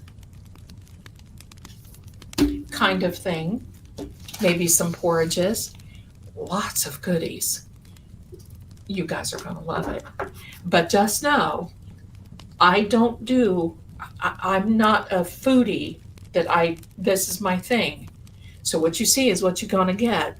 When I film it, you're going to see me cooking, nails and all. No blood pudding for Zoe. Nails and all. And you're going to see. And we'll put it together. You'll see the end result. It'll be fantastically beautiful. You'll see it. And think of my son as Ichabod, because he's going to be eating it. So I told him that today. Thank you. And I'm not calling him Ick for short. We're not going to get fresh now. Let's do a couple more questions. I have 65 questions here. 65. But I'm glad, because we can pick and choose. I'm a fantastic cook, but I've needed a little inspiration. I've got an extremely small kitchen. Extremely small kitchen. So it's good for everybody that has a small kitchen, a big kitchen, I just have no storage in the kitchen. So I have a lot of workarounds. So there we go. All right. Then chicken, not right now. This is not tarot. We are doing a Dark Shadows trivia.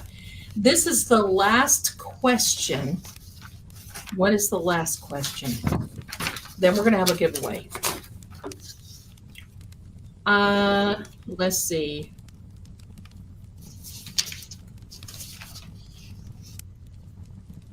I know you're all going to do this. This has got to be the last question. Who played Barnabas Collins, the vampire, in the original series from start to finish? What was his name? Who played Barnabas Collins?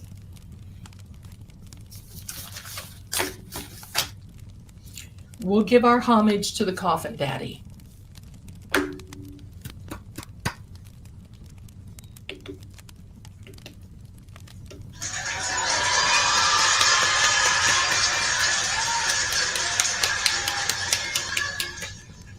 Jonathan Frid. And on YouTube and on Prime, there's a lot of there's a lot of documentaries on Jonathan Frid, and talk about interesting, extremely interesting. So if you ever get a chance to watch one of those, you'll love it. Now, my darlings, let's get ready and have this. I'm going to put these questions over here to the side. Let's get ready. And we're going to have Brian McAlbert.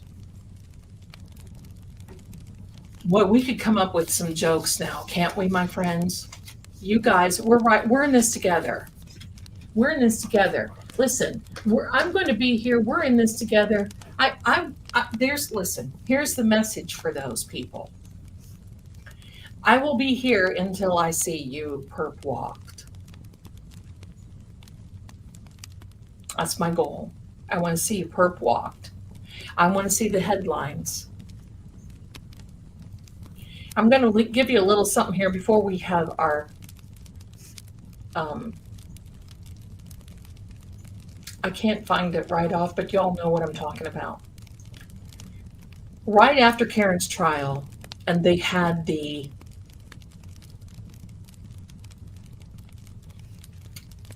interview. Was it ABC that had the interview with the McAlberts? And it was Jen and Matt and Nicole and Brian were sitting there. And do you remember when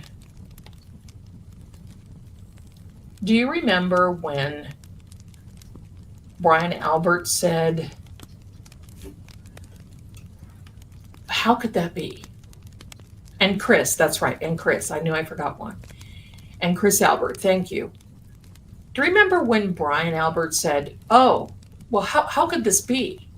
Because if this was something that, we would have to have 30 and 40 people in on it. I want you to know something about that.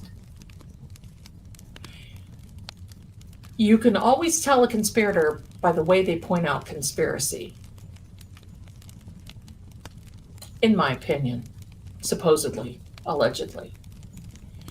Just remember, you can always pick out a conspirator by the way they point out conspiracy. Because they want to answer the question that they know you're going to ask. And here's my response to that. No, you don't need 30 people. You only need 2. And all of you were in the same room at the same time. Because here's what happened. Just like in Charlie Kirk, just like in John O'Keefe, just like in the rest of them, we are given a narrative that we are supposed to think. that we are supposed to believe, and some do. I've been having people come into my comments on some of these videos that I've just been doing of lately of Karen and Aiden. And they say, how do you know? You don't have any proof. Karen did it, and this is their philosophy. Karen had to do it because we don't have any proof that John went in the house and that he was beat up. So she had to do it. Are not critical thinkers. I want you to know that it doesn't take 30 people. It only takes 2. And just remember, you saw the majority in that room. 1 was missing. Why? Because when you have a narrative, when you have a story and you tell it, they expect other people to believe it.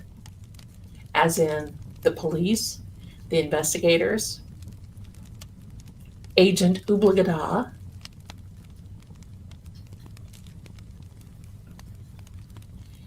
So just remember that. That kind of gave me a little, made me raise my eyebrow a little bit. Such difference, such difference. Okay, I think I got all of your live chats and everything there. Okay. Now, let me do this. Let me get set up. I'm still looking for the place where Yuri was testifying and the bag with John's evidence was rattling. And Yuri said, oh, wait a minute, the bag is rattling.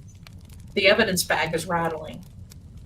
No one has to convince me that John's energy, not soul, energy was in that courtroom.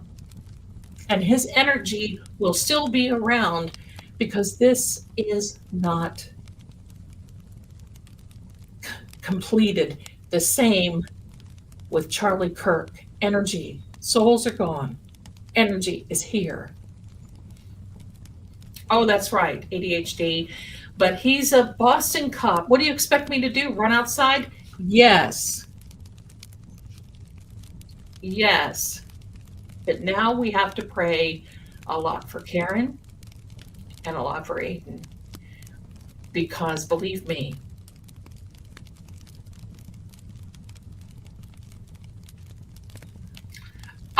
it was after he showed the evidence and he put the evidence bag on his left side and it was between him and the jury. Oh, did you like that? Did you like that? Y'all want to see that? Maybe some of you didn't see that. Let's show that. I mean, it's Halloween after all. Let me get that and I'll show it. I'll be glad to show it to you. I got a couple of them. Here's one. Y'all haven't seen this one. This one's pretty dark.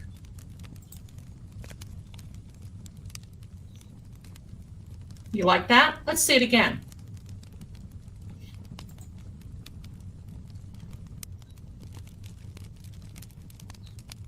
Yeah, that's what she's got to look forward to. How about another one? Let's look at the other one.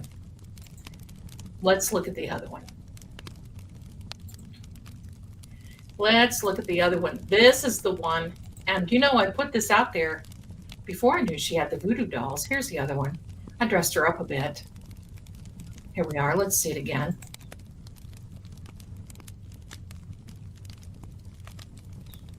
Yeah. Yeah.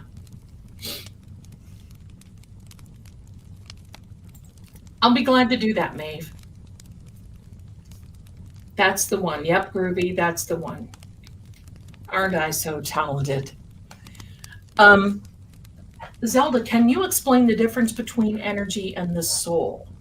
I thought they were the same thing. No, my darling, they are not.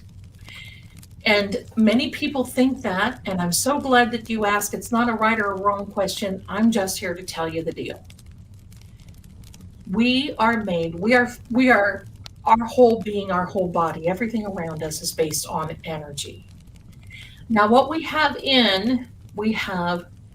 the spirit is the intellect of the soul. When we pass away, the silver cord breaks according to the word, and your soul, and that's why this body just seems immediately lifeless, because the soul, the spirit, moves on. The spirit is the intellect of the soul. Remember that. It's like the brain. The spirit is what thinks for your soul. Like our brain thinks for our body, the spirit thinks for the soul. Energy cannot be created, destroyed. It just moves on. It's based on frequency and vibration. It's based on the energy can keep on looping. Think of it as a photograph of what's left behind, unfinished business. That's when we have the spirit box, because I don't call people's souls back, and I won't. It's necromancy, and it's against the word, and I won't do it. It's no good. But the energy, not only with people, but places and things, can remain. I can read the energy off of an item. That's called a psychometry in some respects. But you can read the energy because we have a different energy, just like a different DNA. We have our own energy, just our own energy. Like we have our own telephone number, we have our own energy. That's how it works. And this energy it cannot be moved on because there's not a resolve. It's not been resolved. There's no resolution. It's not been handled yet. Just like a lot of paranormal groups, they go into places and they keep stirring the pot, when you should release that energy and let it just move on and take another form, because it will. So that's why that happens to be like that. John's energy will be here. His energy was in the courtroom because it was attached to the evidence bag. His energy was in the courtroom because it was attached to all these things. And believe me, there's some workings and doings up there, because the one thing they don't want to be is haunted. And I can almost tell you that they are. So that's why. Now, when we use a spirit box, the spirit box is based on the binary system. Ones and zeros, that's it. When a voice, a name, or that type of energy comes through, it filters through the vibration, the mechanics of the vibration, and forms a word. And this first time, just like with Tuesday night, you are going to see the energy of Charlie Kirk be a little, it's not going to, like John now, John's energy is very comfortable coming in with us. At first, you're going to see, until that energy gets used to how to manufacture words, instances, because that energy is like a memory. It's like a memory.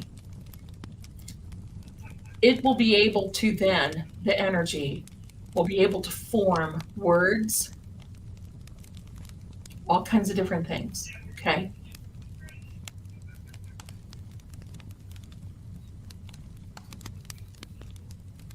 So that's why this whole thing with John isn't done yet. I would be able to tell if that energy was there. I would be able to tell, just like when John came to me on Christmas Eve, Charlie came to me a few nights ago, but it was quick. And all he did was stand to the side and pointed. And he was pointing like this. Didn't say anything. That's how I knew, because I wasn't quite convinced, and I was asking. I was asking if he where he was. I was asking the energy. And that's when this dream came upon me and I saw. He was definitely betrayed. And what I feel he was pointing to, what I feel he was pointing to is others. Double cross is what I keep getting with Charlie. A double cross. Kind of like John. There's a lot of similarity with him and John. A lot. Things that people wanted to just grab and cover up quickly, in my opinion, allegedly, supposedly. So stay tuned Tuesday night. I want you all to come in. We're going to do this, and we're going to do it respectfully. And we're not going to talk about other nations, politicals. We're not going to be talking about any of those things. I want to know what Charlie knows, what Charlie thinks, how we're going to go in a direction. I want to know. Now, I am going to put out another video tomorrow. Watch for that. So there we go. Now, let's get ready. I hope that answered your question, my darling. We're going to get ready for the giveaway. Let's get ready for the giveaway. And let's see. The word for the day is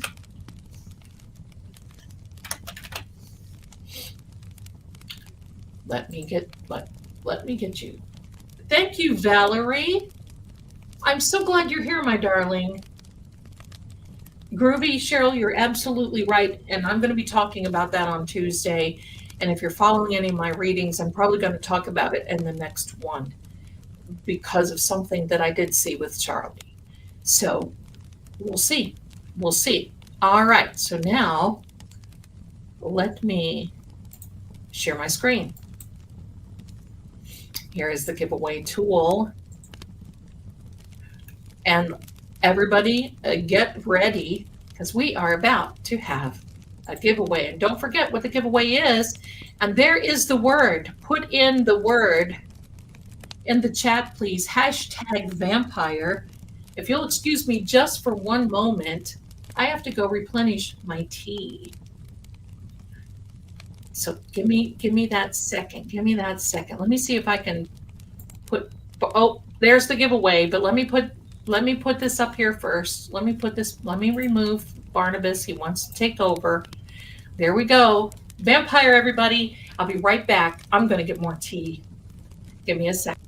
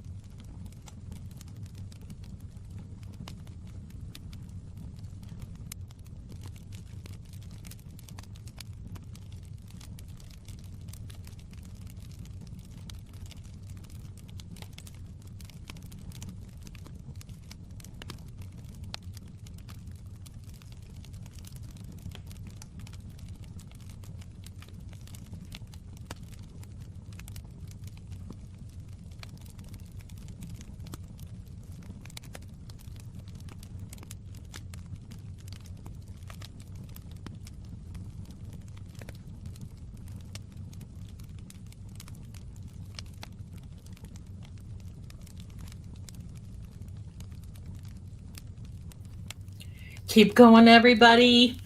Woohoo! Keep going. Whoops. What happened? Let me do this. There. Vampire. Just do it one time, please. One time.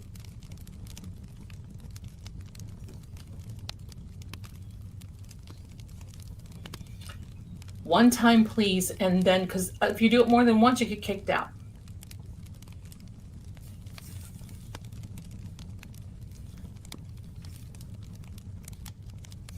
Oh, another thing for Ichabod's meal is my own personal yummy banana pudding. You you may or may not have banana pudding like this, but it is so yummy. Gotta have banana pudding.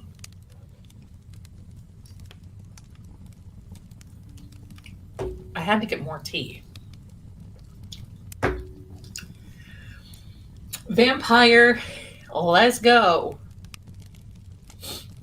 But Elizabeth Bennet, Elizabeth Stoddard, Joan Bennett,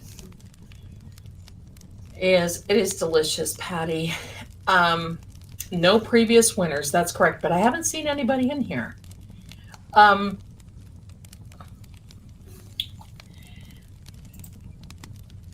What's everybody saying? Do we need to have another Coffin Daddy meeting? This was so much fun. I was hoping that you guys thought, I was hoping you weren't bored. I was hoping that you weren't bored. If you want a round 2, and if you've already voted, if you want another round 2 of Coffin Daddy, put a number 1 in the chat. Put another 1. We'll have another Dark Shadows trivia. But I've got more trivia that we can do. So if you like trivia, I like it too. We'll do more trivia. Okay, good. Good. Oh, good. I was hoping that you guys weren't bored. That's wonderful. Okay, we'll do another night. We'll do another trivia night. Do you want to still do Dark Shadows, or do you want a Frankenstein or a vampire or a werewolf? Or what would you like? I mean, trivia, yes. Spooky trivia too. So, oh my goodness. That's a great idea, but holy mackerel, I'm going live almost. This was great. Okay, good. All right, we'll do another trivia, Dark Shadows trivia. Part 2. Good. Now, while you are all voting, I gotta show you something. Vampire, all of the above. Okay, well, you know what? We'll see, because I think all of you have seen the old movies, and y'all know a lot of lore. So we might just go for that. All of the above. Okay. Let me see. Got the old iPad out here. Now, while you're all voting, I'm going to show you this. If you would care to read cards like me, you have to start at the beginning. And the best way to start at the beginning is to get help. And I'm here to do that for you. If you go to the psychic shop, and that does drop in the chat, but I'm going to put it up here as a banner. You can see it there. You will see, you have to scoot around a little bit and see, but you can see, no, oh my goodness. Hello. Shaggy Noodle is making a mess. You may not, sir. Yeah, don't come up here. Look at this. Don't come up here. All right. So you may go to the psychic shop and you can download one of 3 books or all 3. They're there and they're available. And what you can download them to, I have these on my Kindle. On my iPad is what I meant to say. Here is my guide to Cartomancy. And this is so convenient, other than this cat rubbing me. This is so convenient because what you can do, please stop, buddy. what you can do, here we go, is if you have a question about what the meanings are or different things, you can just scroll on up. Just scroll through.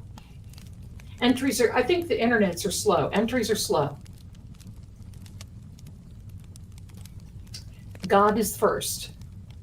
ADHD, God comes first. There's no balance. He comes first. He's definitely first. And then, oh, let me go back here. Hello. And then if I want to look in the tarot guide, I made these. I wrote these, the tarot guide, the Cartomancy. I can flip on over here to the tarot guide. Now here's another thing. Please, Shaggy. Boy, he's a puppy. And then, hold on.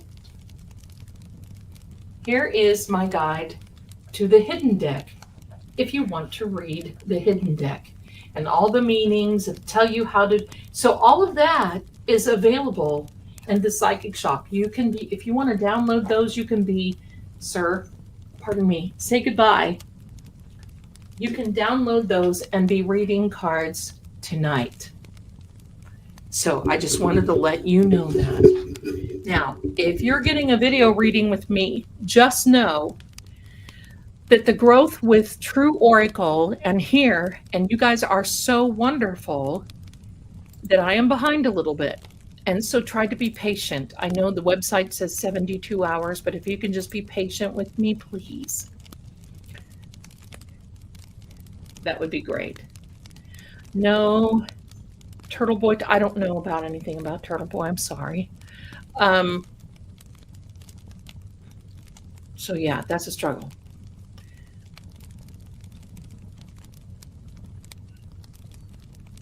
Yeah, bye-bye, kitty. Pain in the Cracola.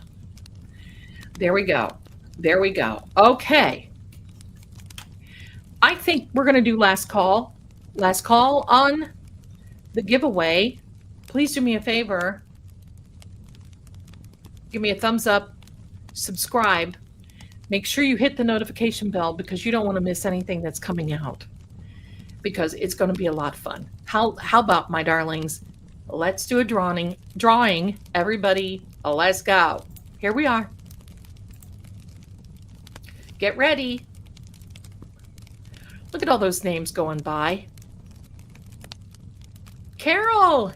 Carol is the winner. Oh my goodness. Congratulations, Carol. You are a winner. You're the winner. Hello. You're the winner, Carol. And don't worry, I'll be giving away these. We'll be giving away these subscriptions every time I'm live, except for Tuesday night, we won't. But every time I'm live, we'll be giving them away until we can't give them away anymore. I got a little stash. So Carol, so do me a favor, my darling Carol. Email me at seeingcrime.com at gmail.com. Hello, seeingcrime@gmail.com and say, I'm Carol. I'm the winner, and I'll send you the little instructions and your gift right back to you. Now, Carol, you are the winner. Congratulations to you, my darling. And what did you win? You won. If she's not in the room, I want to see if she claims it. Carol, if you're in here, if not, we'll have another drawing because you do need to be present. So what did she win? Is a 1-month subscription to Beacon TV, Paranormal Investigations, just like the Holzer Files, same people. There's Carol. Yay, Carol. Email me, my darling. There you go. There you go. So just email me. Oh, she's on the other side. Okay. She's over on Fate and Fortune. So I want to thank you all for being here. This is so much fun. I just love it. I just love it. You guys made my night. We'll have another trivia night. How's that? We will definitely have another trivia night.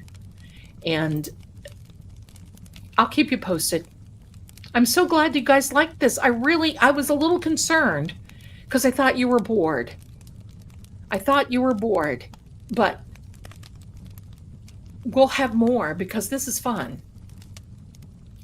ADHD, that's a great question. No, I don't talk to any of them. They're gone. Their energy, there's no reason to call their energy back. Believe me, they're happy on that side and doing what they're supposed to be. They got done with this, and I'm glad. They need to be going on and celebrating their life, which one day I will be doing too, and the rest of us. So no, I don't call them back. I don't there's It's not necessary. I mean, if when their birthdays come around, I'm like, "Oh, happy birthday grandpa," or "Happy birthday grandma," or that sort of mom or dad or any of that, but I don't. There's no reason. They're not here to talk to me. Their energy, they don't talk to me because they're gone and they should be. They're they've gone. They don't talk to me. I don't want them to. And because I don't want them hanging around, they're gone now. And that's fantastic. Mitchell says, Zelda, you could read a book and I'll watch. Well, you never know. Howie Carr is supposed to be sending me his book. And I did tell him, when I get your book, Howie, I'm going to be reading a few little sentences and a few little things. No, I did not get the ghost photo. I did not. Send it to me again, please, please, please. When we see animals act in a meaningful way, that could be a sign of a loved one in that energy or soul. I don't think so. I'm going to tell you something. I don't get caught up in that, oh, my ancestor is here, and oh, my, this is, no, no, you don't need that. You have the energy of the Almighty. You have your spirit guide. There's a reason that we come here onto this earth and we live only for a particular amount of days, whether our lives are taken or whether they're not, whether we go naturally or not so natural.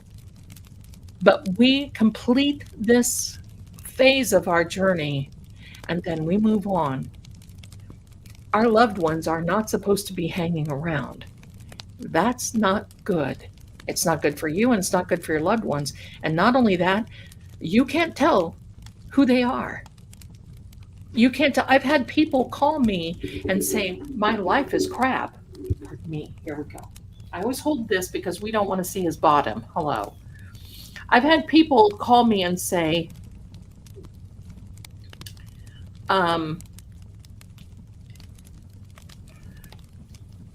I talked to my dad and he's here. Yeah, but my life is just going crazy. When did this start? Well, when my dad came in. Well, what did your dad say? Well, my dad's trying to guide me and direct me and talk to me and everything. How often do you talk to your dad? Oh gosh, all day. He talks to me, he leaves me things. That's not your dad. That's not your dad. If your surroundings, if your energy, if things start going haywire and you think you're talking to a loved one, you're not. You're not. And it's because you can't tell if they are. Why? Because just like on Earth, there's really no such thing as good people or bad people. Okay? Because a lot of times those lines will cross. Sometimes. Some are more bad, some are more good. That's the only thing that we can count on. But just like here on Earth, we have those bad people that would do anything to step into our lives, to harm us. It's the same on the paranormal spiritual side. Okay, my darling, I'll look for it. I'll look for it. It's the same thing on the spiritual side. There are lower astral entities that are waiting to come in, that have never been human born, that are mimics, that will sound like our loved ones. I've had a mimic for years try to come in and sound like my son. And when my son didn't live with me, I would hear my son's voice in the hall going, "Hey, Mom." And I certainly as heck did not take it as my son, "Oh, he's thinking of you." No, that is a mimic and you need to get rid of them. And it may be a comfort in some ways. There could be some type of something that God allows that to happen, but not all the time. And you better be careful, because the more you invite that in, it can really be misleading. And many times people think, "Oh boy, my loved one is still here." They better not be. Your loved one needs to, pardon me, your loved one needs to move on for their soul's sake. Not for yours, for your soul's sake. I'm going to tell you something, okay? I believe in the Word of God. And the Word of God tells us that the moment that the silver cord breaks, we immediately go back to our Creator. That's what I believe. The energy remains. There's no confusion. There's no lost souls. There's nobody. I'm going to tell you something. I see some of these paranormal investigators go into a place. "Oh, do you need me to help you pray your soul over on the other side?" Stop it. Stop. That is so blasphemous. It's not funny. The Lord our God Father has more power than anything in the whole world. He knows what souls are out there. He knows. And there's no such thing. And if anybody thinks that they've got that power over our Father, "Oh, let me pray your soul back to," it just went back to the light. Stop it. That's just nonsense. Stop. Stop. It's blasphemy. Stop. If you want your life to go right, you need to wake up a little. And you need to put God at the head of your life, at the helm. And don't get sucked in. I remember back in the 80s, somebody wrote a book about angels, how to worship your angel. Do you know that woman has suffered so much? And it was because of that book. Why? Because in the Word of God, it tells us, do not worship angels. Do not. That is blasphemy. Now, it also tells us that our angels have the face of God. What does that mean? They have His attention. If something is going wrong and we say, "Look, we need some help," our angel can go through and say, "Hey, Father, please pay attention to this. Please pay attention to our sister. Please pay attention to our brother. Help, help." But if you start going down a different path, if you want to see your life tank, that's a good way to do it. It's a good way to do it. Because anytime I've had that mimic, because when my son's here, it doesn't happen. And I had somebody try to convince me one time, "Oh, you're hearing your son's voice because he's thinking of you." Stop. That mimic wants to step in and start controlling what I do. Have you ever thought about that? Have you ever thought that writer of the book of Angels, yeah, that was a fake and her life tanked. The life tanked. We are never supposed to put anything above our Father, including tarot readers, including any of that. If you want your life to go right, stop praying to angels. Stop talking to things that you think are your family.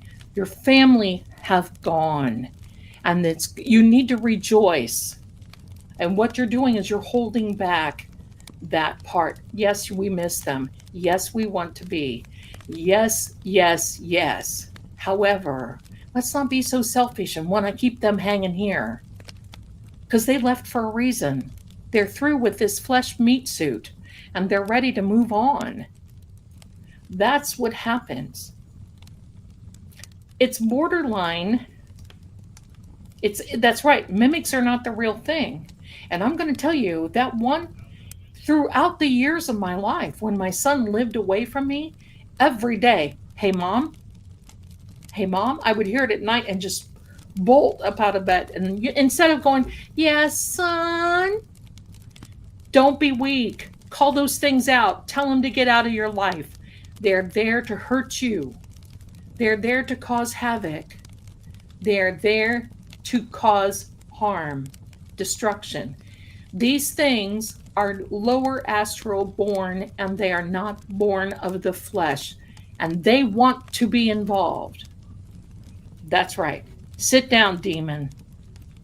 And believe me, if you've seen, you would know what I'm talking about. Here we go. Sit down, demon. Sit down, demon.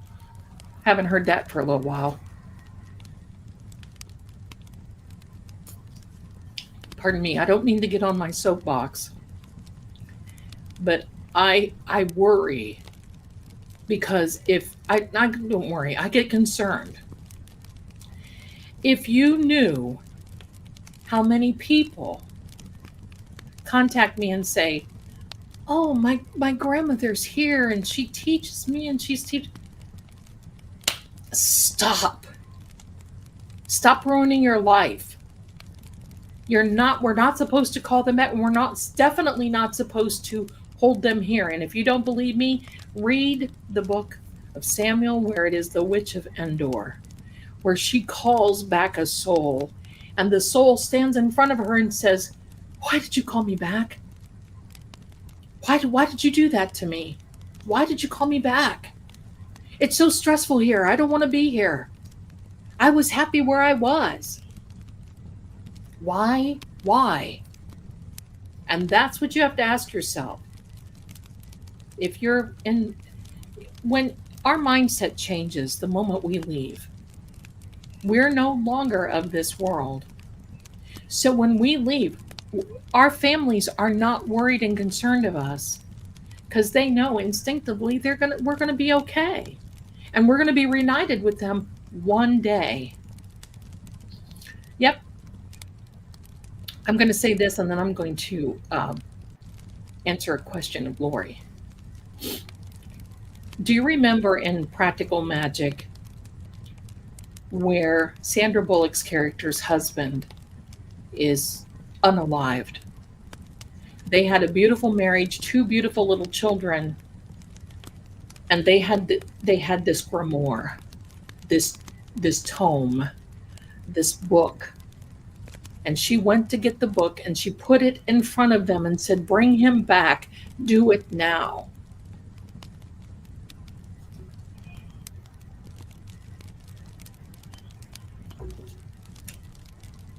Sorry. Sorry. Oh, there's something not good about that tea. And the aunts looked at her and said, we can't. We can bring him back, but if we did, he would be something dark. And we cannot. He would not be the same. It would not be him. It would not be him. And she suffered. Yep, I'm still alive, Mary. I'm still here. I'm still here. Pet Cemetery. That's absolutely right, Mitchell. Think of Pet Cemetery. But think about how our loved ones' souls would suffer. Most have left because they had sickness or pain or something else going on, or it was just their time to go. Think of them. Think about that soul that came back in The Witch of Endor and how he said, what did you do? That used to be something punishable by death. So if you see some of these people that are out prancing around with souls, oh, they're caught here, blah, blah, blah, blah, blah. They're blah, blah.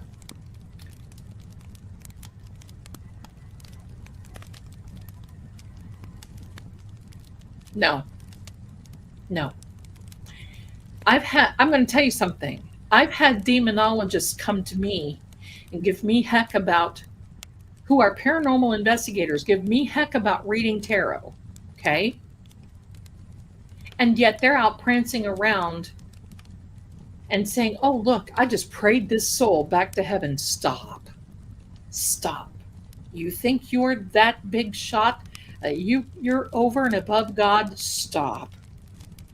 So do not be fooled, my darlings, because the moment that the silver cord breaks, that is in the Word of God.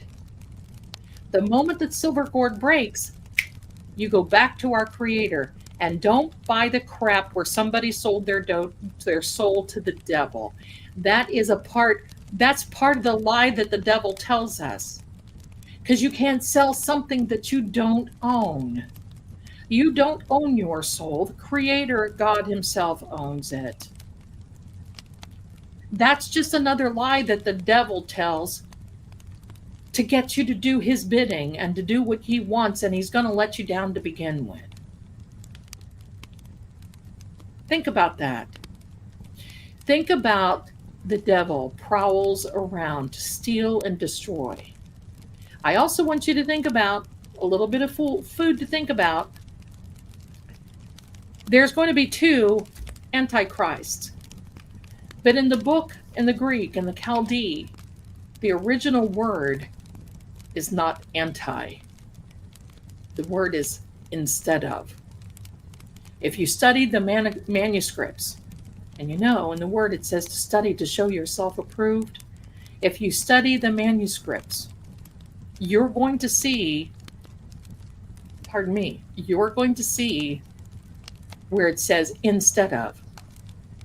Antichrist means that he's against. We already know the devil's against God. But what about instead of? What a way to fool the masses. What a way to get people to follow the dark side, the devil himself. Wouldn't that be something? You will see in the word that it says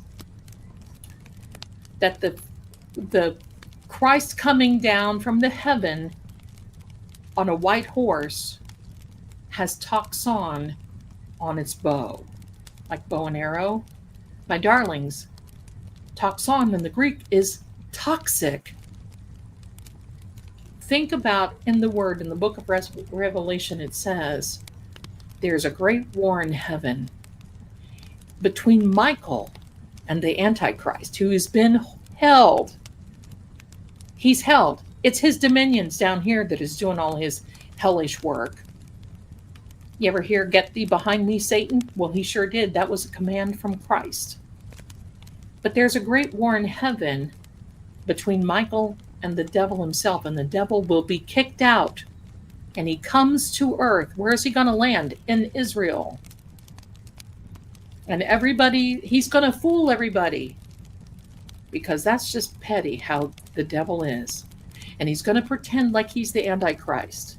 But there is no 7 years of tribulation, because in the word, in the Gospels, it says, because of the elect, it is been cut from 7 years to 3.5 months. Or 5.5 months, sorry. It's because it's going to be so intense. So I just know he's not in the White House to stop it. It's not that. It's the devil. It's the devil. It's not, he's not taking, the devil will be taking a human form, and it's not anybody here on earth yet. I remember back in the day where they kept saying Henry Kissinger is the Antichrist. They kept doing all this numerology. Stop. Read the word. If you want to know who it is, read the word of God. It tells us. Hello, my darlings. Hello, hello. I don't believe that there's any souls here trapped on earth. There's nobody that's stuck. Have you ever heard of any? I've never seen a near-death experience where they said, well, you know, I saw this bright light, but I was stuck.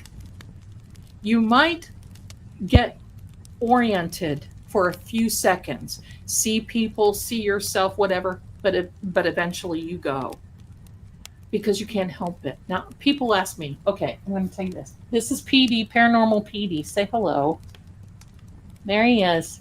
PD Pink Nose. Hello, everyone. Goodbye, everyone. I'm sorry, I get on my pulpit.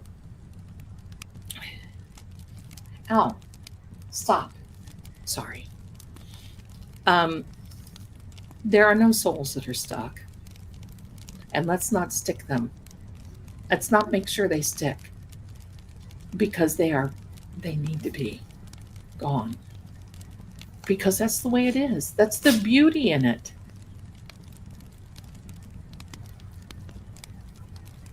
No, I'm sorry. That's not correct. I'm sorry. You have to read the word.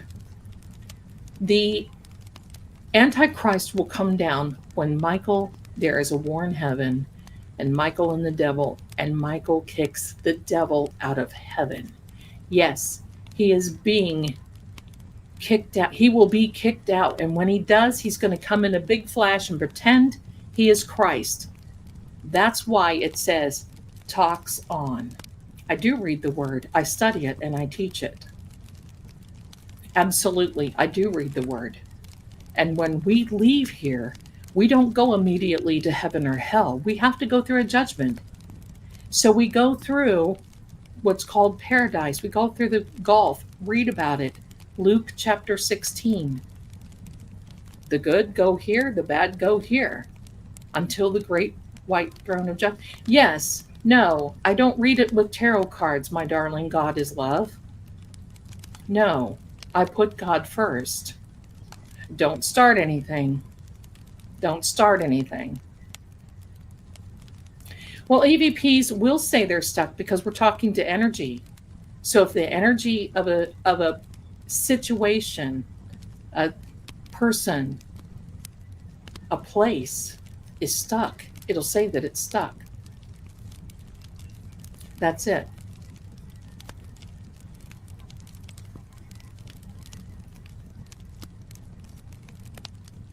Mitchell, there you go. I'm talking to both of you. So there you go.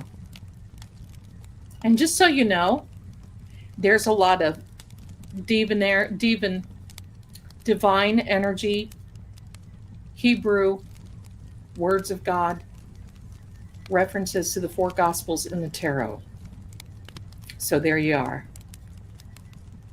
I'm going to tell you what, when it's my turn, ain't nobody going to call me back. I don't want to come back. Why would anybody want to come back here? Stop. My son won't need me. Nobody will need me. I'm needed elsewhere. I'll be gone.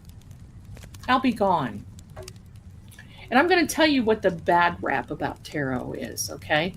First of all, God does not want us to depend on tarot readers and replacing him. That's number one. Always pray first. Always pray. There's no difference really than me and a therapist, except I use cards and I'm cheaper. But the other thing, back in the day, I think about this, a lot of witchery that's talked about in the Bible were drug dealers. Pharmaceutical,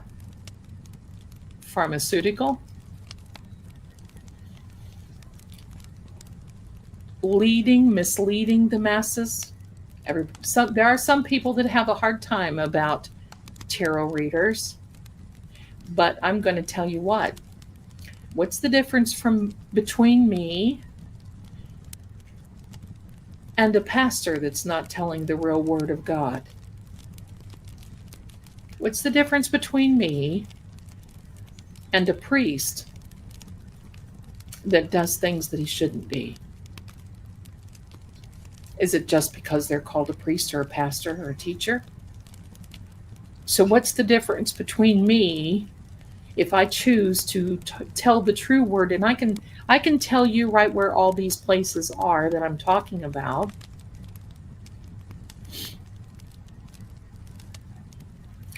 So just so you know, my darling, People do have a big misconception. And I'm going to tell you what, I don't see that I have ever misled anyone. Anything that takes your time away from God, that's right, Karen. I don't believe I've ever misled anyone. And there are many that have pretended to have. Listen, I'm not so gifted. I have common sense in a lot of things. You're not going to see me woo woo. Oh, somebody asked me about spirit guides. I do believe that we have spiritual beings as guides.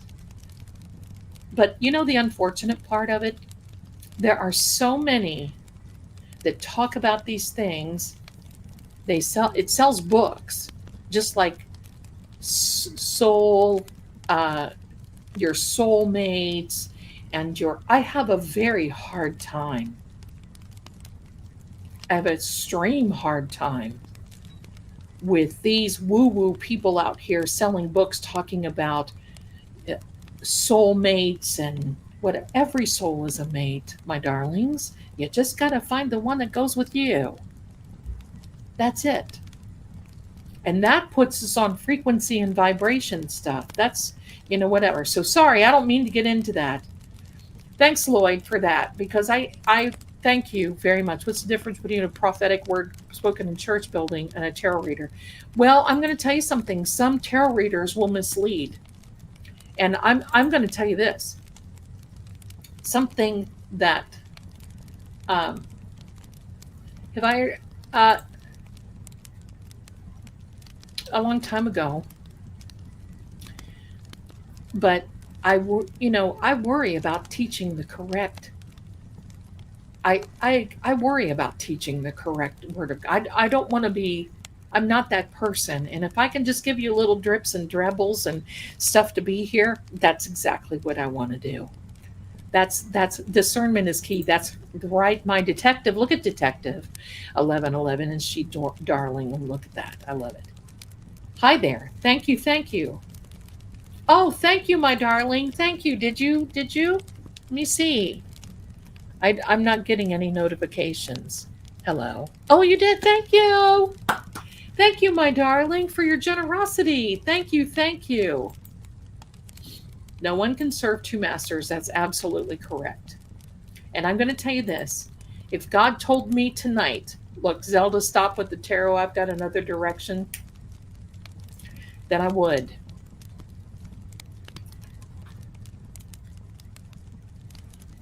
You're absolutely correct. Let me ask you this. Have you cheated on your taxes? Have you had an affair? Have you done any of this?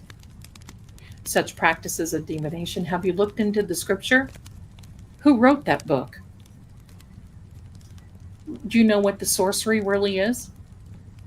Do you know what it is associated with? Do you know what the witchcraft is associated with? Because I don't fit into any of that.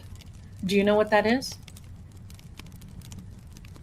Or is it just something that you want to spout? Don't start trouble with me in here.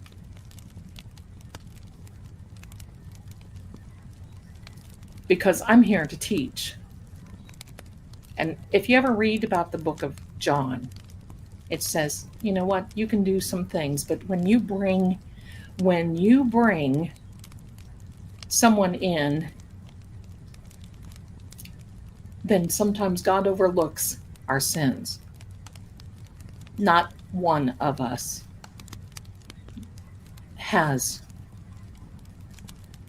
are sinless. So don't start coming in here and spouting at me. Or,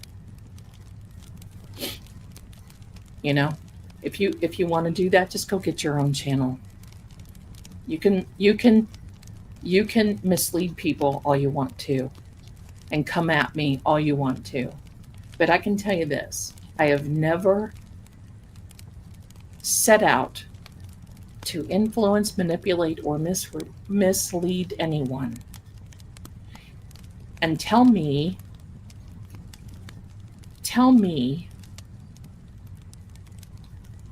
where my readings go against what the Word of God says.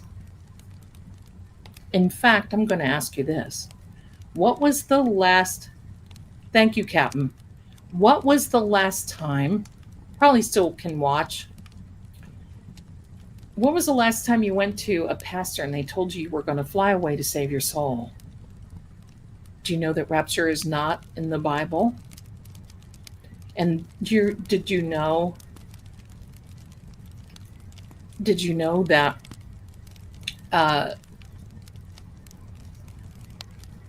Paul talks about this? Look, want to just tell you, don't be misled. I do believe in fate to a certain degree. I do believe in fate to a certain degree. Thank you, Judy T. Thank you, my darling. See, I get off on that. I'm sorry. This was, sometimes people ask me, I've got to answer. If I know, if I don't know, I'm not going to say it. But we are to study the Bible chapter by chapter, verse by verse. Personally, I like the King James. But do you know that there are a lot of Captain Jerry whacked the troll with his, I guess he knows who has divination and sorcery powers now. Thank you. That's right. We all have to appear in front of the Father. That's right. There's those who like to spout the word, and there are those who like to live by the word. Watch and love. Thank you, my darling Barefoot. And is that Arkansas? My goodness. Thank you. Oh, I'm so glad you're here. The great one. Okay. I was concerned by tarot reader whom was looking at whether demons came first or mental. Oh, see? Causes some mental health disorders. I would like your opinion. That is so tough because that is one of my areas of study. And I do not believe that a demon can get a hold, especially of a child, and step in because they're innocent. But as far as sometimes mental health, it just depends. But God is a very gracious and understanding God. Unless a demon is invited in, I don't believe a demon is mental health. I just think that's not good. I just don't think that's good. I'm gonna tell you something. I watch tarot readers. I have a couple of my favorites. Something, Lloyd? I have to agree with you. To a certain extent, I like to know the birthday because I like the characteristics, and sometimes the characteristics of us.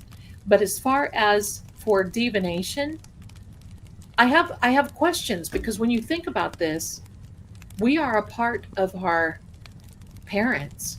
Just like my son is a Capricorn. I'm a Pisces. His dad is an Aries. A Capricorn is a combination of the two. So if I'm doing, I never really got into Capricorn into astrology because it's such an exact science. If I were to do that, it would be some type of Vedic. But I'm going to tell you, I like the numerology because that doesn't change. That doesn't change at all. I'm going to tell you something that it's lovely, Kelly says, on Block Island this year. Yes. I think they just flew into the cosmic unknown. That's where Jerry sent them. How accurate are the individual birth date influences are by planetary alignments? Any thoughts? I think to some, Lloyd, that's a great question. I think to some there is some accuracy, but there's something that overstretches that, and that is free will. See, we all have this free will. And just like with that troll was spouting at me, everybody here they have a free will. They can either believe it or not. I've been called some horrific names. And you know what? Whatever. But they have a, oh, here we go. The verse says, do not practice divination or seeing omens. Do you know, instead of taking it out of context, do you know what that really means? Let me ask you something. If you're going to talk about the book of Leviticus, do you go by the food laws? Do you eat pork? Because we're not supposed to. I haven't eaten pork in years. Do you eat squirrel, rabbit? We're not supposed to. Do you eat shellfish, especially? Because we're not supposed to. They are the vacuums of the earth. They are the cleanup crew. They eat the flesh from a dead carcass. That's why we are not supposed to eat them, especially pigs, pork, hogs. Do you do that? So if you want to throw that at me, then let's talk about it all. Let's talk about the food laws in the book of Leviticus. Should we do that? Should we start there? Tell me, when was the last time you had a nice big juicy pork dinner? Or how about some shellfish? And you can say, oh, well, Christ died on the cross, and that was, no, Christ dying on the cross did not change the physiology and the anatomy of any of those animals that we are not supposed to eat.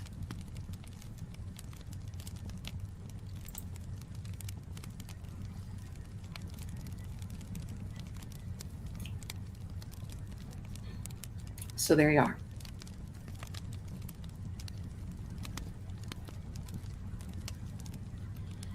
Okay, let me go here.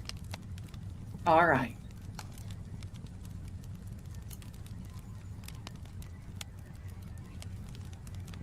Thank you, Lenore. I'm so glad that you're here. And I don't mean to be tough, but I think that if we're gonna look at one thing, then we got to look at all, right? Because we just can't pick and choose what feels good to us and what doesn't feel good to us. Because do I think that I'm giving divinations? I don't know. I think I'm just really giving advice. Because I'm not here to say, oh, woo woo. I'm not a woo woo. I'm not one of that. I'm going to tell you something. I'm going to tell you this.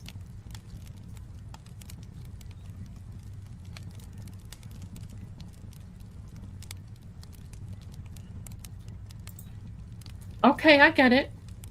I get it. But what have you been warned of? Because I'm not calling in demons. If you see anything on my channel that you feel is dangerous, then if you feel that you have to leave, I understand. But I certainly don't put out anything that is dangerous at all. Nothing. Nothing.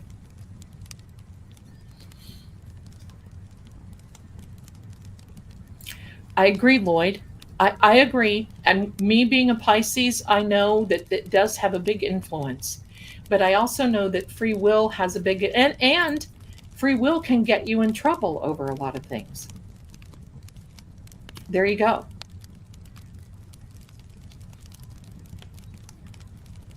Let me see. All right, there's a way. Let's see what right onto the man. Okay. Thank you, Maeve, my darling. I love that name, by the way. I do. Maeve 1850. I love the ship. The conversation has been extremely helpful. Thank you. I hope so. I hope so. No, it doesn't say what. I don't know what you're talking. Anyway. Well, I mean, if we can pick and if you want to pick and choose Bible verses, I got plenty. I think the Bible is to be taken literally. We have to, because I think it was interpreted in several different languages, but I think if you read it chapter by chapter, verse by verse, it comes a little easier to interpret. Eating shellfish and all that is not a hell thing. It's a health thing. When my mother passed away and she got one bad oyster, lived in Florida, she suffered at a very, very young age That oyster attacked her liver. And I'm going to tell you, we did everything. We tried everything. And the night that she passed away, December 21st of 1994, the surgeon came out and he said, you know what? Your mother, we know what she ate, but we also know that there's a reason God has health laws. And if you get a bad oyster or a bad piece of shellfish, it's going to destroy your body. They're not for this. Okay, so here we go. Lenore's going to do this. All right. It's not what man goes into man's mouth that defiles a man. Okay? What comes out of man's mouth defiles a man. Okay. So why have food laws? Because it didn't change. It didn't change. Christ dying on the cross did not change the food laws. Okay? Oh, you're warning me. All right. Okay. Well, far be it from me not to heed your warning. Mods, go to work, please. Thank you very much.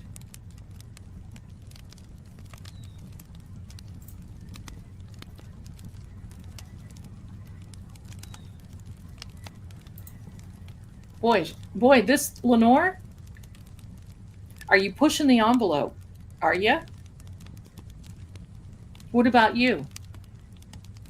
Judge ye not, lest ye be judged, perhaps?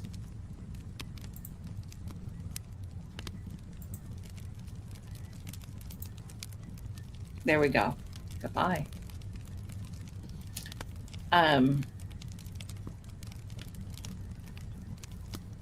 Yeah, she's gone. Gone. Banned. Gone. Somebody wants to come in here and be ugly. Okay. I hope she feels empowered. I hope they feel empowered. Anyway, Lenore's already gone. Gotcha. Thank you. Thank you. Thank you. I believe that you've got to do what you feel is best between you and the Father. That's what I feel. I can't help it. But here's the thing. You see, that goes to show that nobody, you don't take the time to know me. Oh, well. Make sure that she's blocked on both channels if you see her on both channels.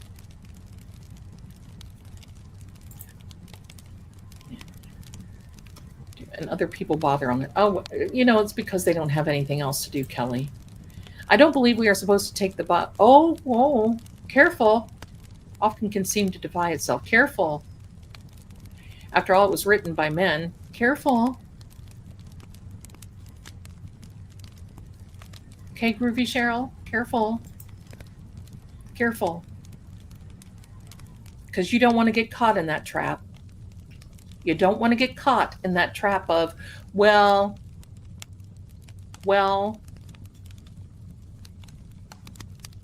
it was interpreted. It was actually written in several different languages. But let's think about this. I know of many Bible publishers right now that actually will change the Word of God when they're new in their new King James and the new interpreted Bible and the this and the that. That's why I read the King James. Right? Thank you. Yes. Hi there, Jess. Welcome.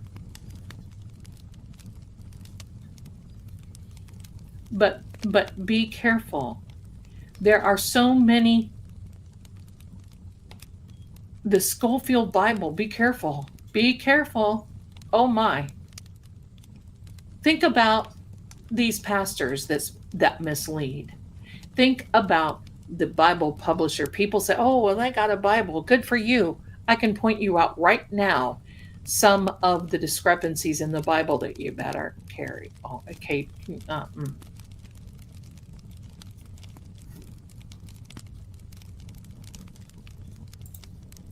Oh, my darling. All right, wait, I shouldn't eat clam chowder? Listen, sometimes I make a little, it's not a health thing, it's a health thing.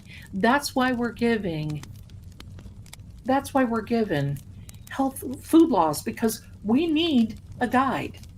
I'll give you another guide. Thank you. I love you too. Listen, I know it doesn't mean if you eat pork or shellfish that you're going to go to hell. But I'm 65 years old. I'm not on any medication whatsoever.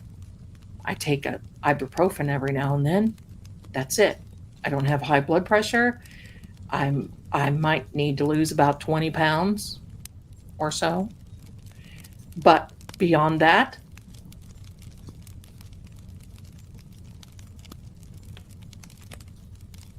I believe in the Holy Spirit. Absolutely. I don't believe in the Holy Ghost because God's not a ghost. I believe in the Holy Spirit. All right, let me see. Thank you very much. That is absolutely correct. And you know why they keep revising it? Because sometimes people can't handle the truth. Lloyd, I love that. Christ spoke in Aramaic, mostly. Yes, Greek, Aramaic, the Chaldee. It was only interpreted into English by King James.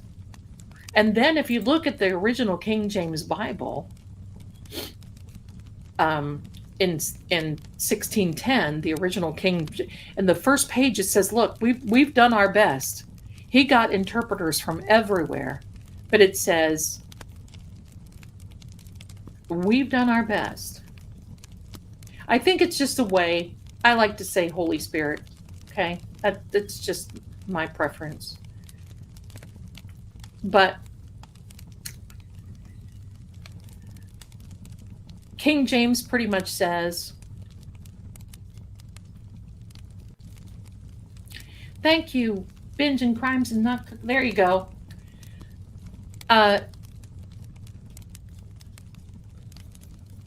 You know. Let me see here.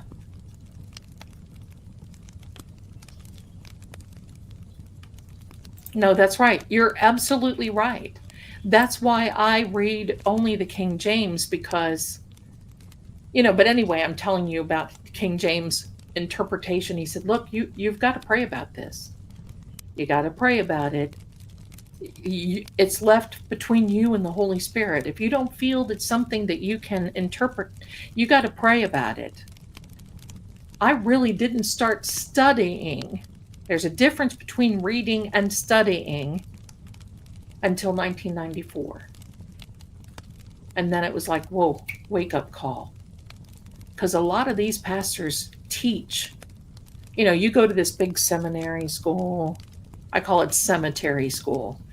Seminary, well, good night, resisting arrest, my darling. Thanks for being here.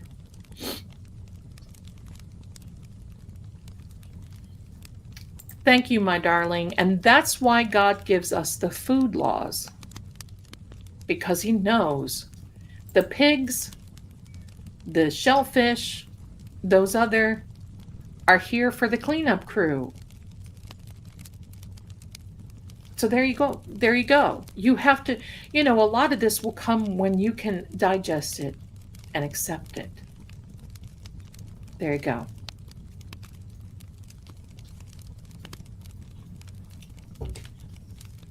I don't play around with demons.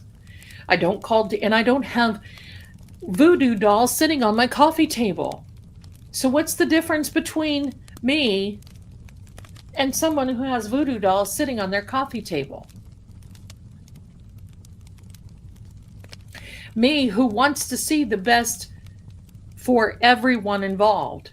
Karen, Turtle Boy, everyone, and for those who are responsible for any type of crimes against humanity and against Jonathan O'Keefe and Charlie and everyone else, Anna Walsh, Jennifer Dulos, any of these people,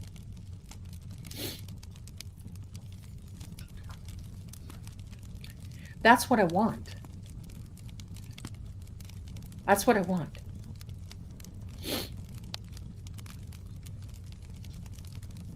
That's right. We're hurt. We're hurt. And that's why I always say, I love that you love me, but I don't want you to have to depend on me. Depend on him first. And then if we've got anything going, hey, what if my only job, what if my purpose in life was just to keep everything calm until the end result came? Does anybody think that's going against the word? I mean, I really sometimes struggle. And I think, I hope and pray, and I pray constantly, I hope I'm not doing anything wrong. I hope, keep me from doing anything wrong. The best translators from the Aramaic also ran into problems with King James. That's right. There are so many consideration. God's wisdom is not only so easily known, its challenges.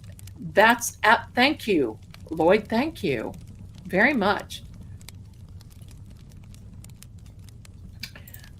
Curious. Hi there, my darling. Hi, Zelda. Hi. You look so pretty. Just turning in and wanted to say I love you because you don't seem happy, but I'm just kidding. Oh, no, I'm happy. I'm always I'm just serious. I'm serious. We've had a couple trolls in here. I'm serious. We're good. We're good. We're good. Jess, thank you for saying that, because I do have other people that will come in here and say, well, I saw another tarot reader said, oh, good. I'm glad that they said what you wanted to hear. I'm going to tell you what really bothered me. I'm going to tell you what really bothered me at the election last November.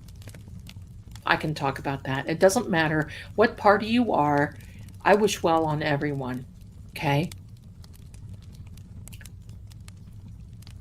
Well, the election, and believe me, I did something on the election, and I thought the walls were going to fall in, how attacked I was.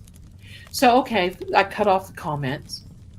And then I did a little something on the inauguration. It wasn't about the president. It was about how beautiful the White House is. And it's a part of history. And I was going through all the history and attack. So you know what? It doesn't matter if I'm a tarot reader or not. I'm going to get attacked no matter what if somebody doesn't like it. But here's the thing that I didn't like. I saw a lot of tarot readers who was obviously biased in a certain degree. When I read cards, I try not to be biased at all. Not at all. Because you can't be. You can't be biased and give. Now, I don't know. I can, when it comes to 34 Fairview and that, I might be a little, but because I know the truth. Thank you, Laura D. Thank you, Laren, that's right, I keep doing it. Laren D. Your frankness is refreshing, Zelda. Thank you. I appreciate you taking the time to speak to us tonight. Well, I appreciate you taking the time to be here, but I'm going to tell you what I saw. This tarot reader, I don't even remember her name. And I'm going to tell you something. I watch other readers, and there are some that I really like. And there are some that I really don't. But I watch everybody because I just, I want to see. Maybe I'm wrong. Maybe I'm always checking myself, okay? And this one was kind of scary. She had a little coffin sitting on her. You know how I have my camera and it's looking down on my table? She had this little coffin on her table, and she had this little yellow-haired troll. Now, we know what that was for.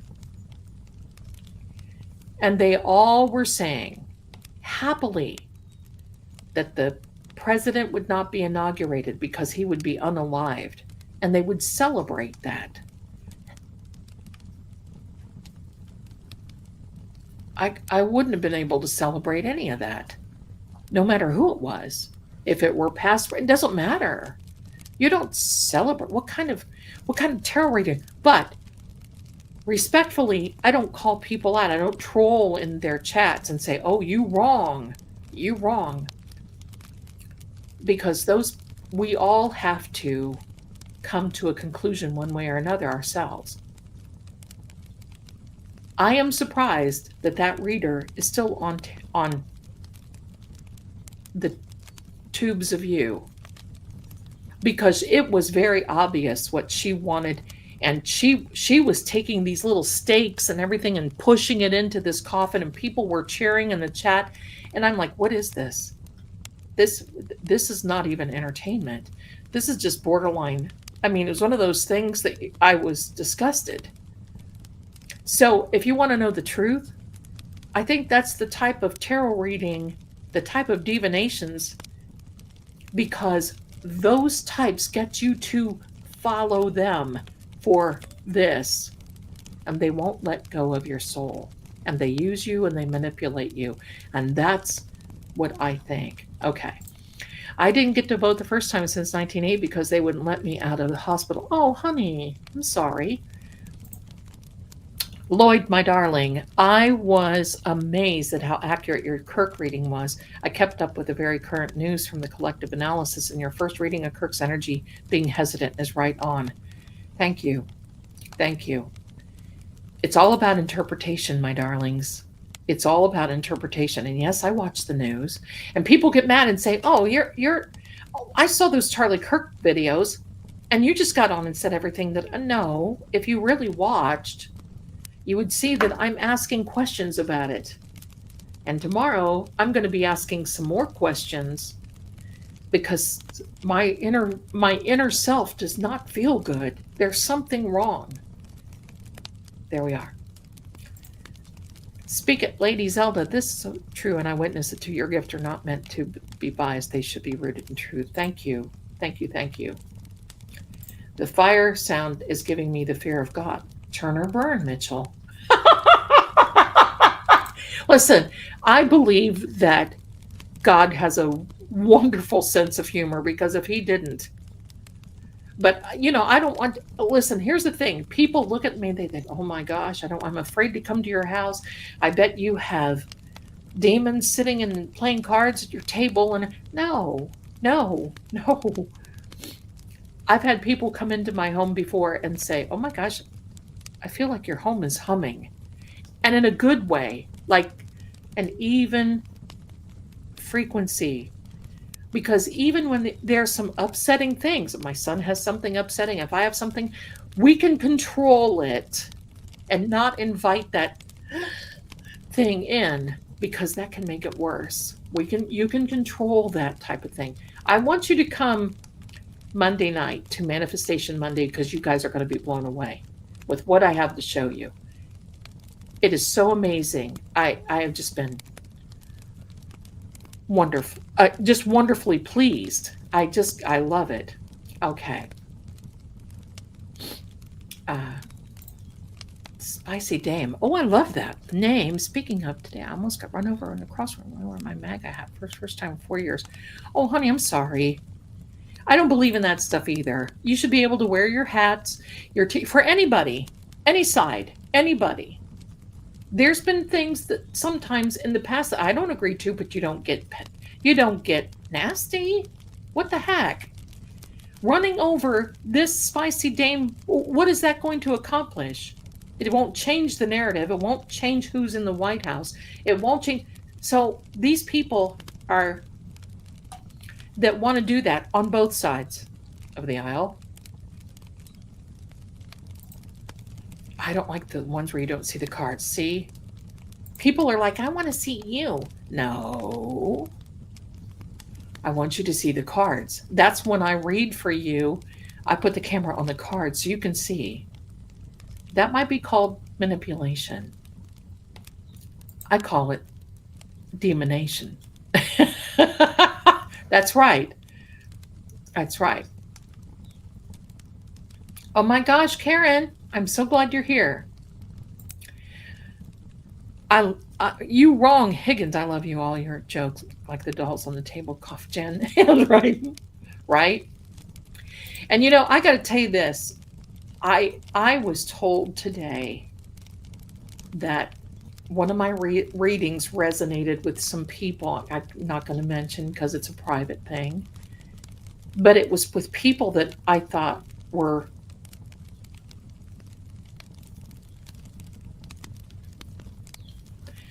saying that the psychics are cons and grifters. And well, I am a grifter. Don't forget my Venmo, right? I'm your favorite grifting psychic.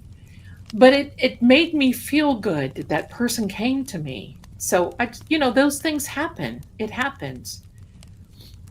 Yeah, it all the saddening that that type of reading is around. Yeah, to me that's not a reading. But holy moly, she had like 100,000 people watching. What is that about? I'm not going to do that kind of thing. Right? For not for it's not worth it. It's not worth it. Thank you, Rosebud. Groovy Cheryl, I've never seen any of them insinuate death by violence. Only that some have mentioned his illness may short turn up celebrate. Yeah, yeah. You know why I'm because I don't want the algorithm picking that up. Lloyd, my darling. I'm very hesitant about some tarot readers' approach, especially when they seem to overwrite one's free will, such as drawing one's soulmate. Bah humbug, right? Right? And I just think it's so horrible that you fall into this trap of thinking, oh, I only have one person out there. And if I never meet them, it's sad. Sad. Mary is excited for Monday. I love that. Please know I adore you as a human and worship God. Thank you. Thank you. I appreciate that. And that means a lot. Rosebud. But so were mine. Extremely accurate. Listen, for any of you in the chat, my darlings, who have ever gotten a reading with me and who want to give some type of a, I don't know, review, say, wow, it's crazy, or wow, this, whatever, something that we can put on the website for me for my readings, that'd be wonderful. Email me at seeingcrime.com and just say review. And I can put your name, I'll do whatever you want, but I mean, of course, make it nice. And of course, any of you listening would. But if you would like to do that, that would be fantastic. Let me see. But in today's world, if I wasn't sure not to be bothered by politically motivated people, I do not wear a MAGA hat. See, I chose a long time ago not to wear. Listen, it's not political. It's even football games, any of that sort of thing. I don't wear because it's not. I just. Funny thing, I trust the paranormal more than I trust the people around us now. My darling, here's how you do it. You go to let me see. Right here, my darling. You can go there and get a video. You can go get a video reading from me, my darling. You pay $200. I'll pray away your evil. See, that's what God's talking about. Yes, yes. You can do that, my darling. And I will send you a link. I just read for a woman out of Tokyo, Japan. That's exciting for me. That is exciting. I had a psychic, one of my favorite psychic ladies from years ago. I just got done working for the Psychic Friends Network, went to Florida, and saw this older lady. I loved her. I don't know her name. She was on A1A at Palm Coast, Florida. I walked in, and she looked at me and took me. I'd never seen her before in my life. This was long before internet or any of those things came about. She took my hand, took me in her office, and she said, "You do know you will be worldwide famous, don't you?" And I laughed like I was hysterical madwoman. Because back then, how do you know? And I still don't think that I'm famous. There are people that know me, but I still don't think that I'm famous. I don't even know if I want to be. Karen says, "Don't come drifting in Massachusetts. The governor will personally get you." Right, Karen? Oh, Wolfie. Massachusetts, I feel for people there. I'm scared for people there. I'm scared for people there. Lloyd says, "As far as people believe in tarot reader psychic, would they be against them if they such finds their..." Wait a minute. As far as people who do not believe in tarot readers and psychics, would they be against them if they... That's a great point. And that's when, back in the day, when I was much younger, I would help on those searches. I would help and do that type of thing. And I don't do that anymore because I can't handle it. I could hardly handle it then. But missing persons, I've worked with crime people, and that's how I learned I actually taught myself how to tarot profile, read an energy of a person. And to me, I'm even amazed. Sometimes I'm even amazed. That's right, Groovy. That's right, my darling. Absolutely. Have you seen the governor's interview when she broke the silence? No. No. Where would we find such a thing? Review testimonial. Yeah, just email me if you have a review or a testimonial, Mary, or anyone else. Email me at seeingcrime.com and just put review, testimonial, whatever. Makes your little boats float. Yeah, if you want to do that, and if it's okay if I mention your screen name or wherever, you can just say, there you go. I use them in my makeup side gig. There you go. You got a makeup side gig? Oh, I might need you. Look at your red lipstick. Oh, what is that color? I'm going to tell you what, because soon I'm going to be changing this nail. And, whatever. I got to have a change. I'm going to go back to the wine, but I want a very matte, deep wine color. You know that deep wine color that you see? I got to tell you this little story. I was in this Japanese steakhouse place with my son and other family people. And there was this young girl that walked in. She was stunningly beautiful. Had her little boyfriend, must have been her parents. They're, this sort of thing. Blonde, just that gorgeous. Her makeup was flawless. And she had this sparkly eyeshadow on, like she had dark rim, not black, but brown. Beautiful lashes, but her lip, between this sparkly, it was gorgeous. It was not a glitter, but it was sparkly. You could see it. And the lipstick was this matte, like my border. You see the border here? That's what I wanted. Now, I've got those, but they change. They get brighter. I want that deep wine color, and I can't find it.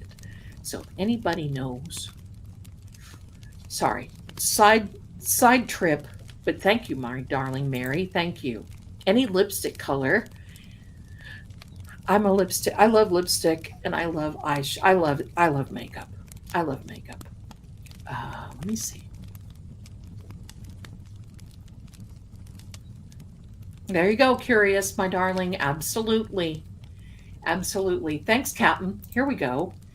Email me seeingcrime@gmail.com. And Carol, don't forget to email me if you're still listening about the you're winning. That's what's so important. There you are, Carol. Soccer games also, especially in Europe. Yes. See, I don't know. I think I'm quite Europe. I think I'm quite European. All right. Um, in my opinion, the soapbox part of this stream is much more educational, entertaining than soap opera part. Well, thank you. You may come to the front of the class now, Mitchell. Thank you very much. I love that. Thank you. Sorry, I didn't catch the whole show. Just a little something for you.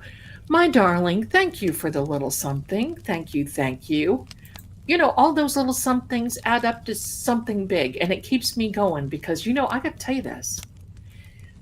Before I really started going live and before I got monetized and all this other stuff, the psychic line and the psychic readings, and I have a couple other little streams of income, but they were, you know, this has turned into my full-time gig with both channels, and the growth now, and for those of you who are watching on True Oracle, Fate and Fortune, oh my goodness, I cannot tell you how much we are just so appreciative of you. Our subs have just skyrocketed in 2 weeks. And the views that we're getting on these videos, it's amazing. And we are so grateful and thank you. I'm going to tell you this Charlie Kirk thing is not going to die down for, no pun intended, shouldn't have said that. It is not going to let up anytime soon. No. There's a particular narrative, and I'm looking into it because I can't help myself.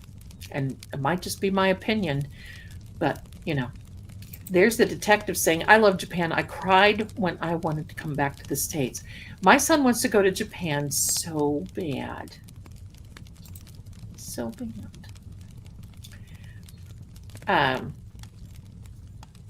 There you go, Groovy Cheryl. I know exactly what you mean.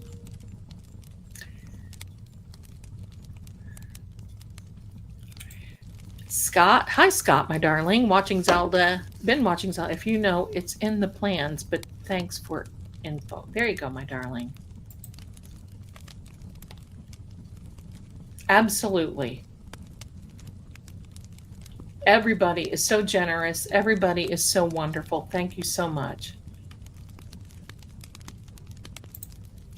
I don't understand why people just can't be respectful regardless if you have on a Biden hat or a Trump hat or someone that, amen. What? Hello?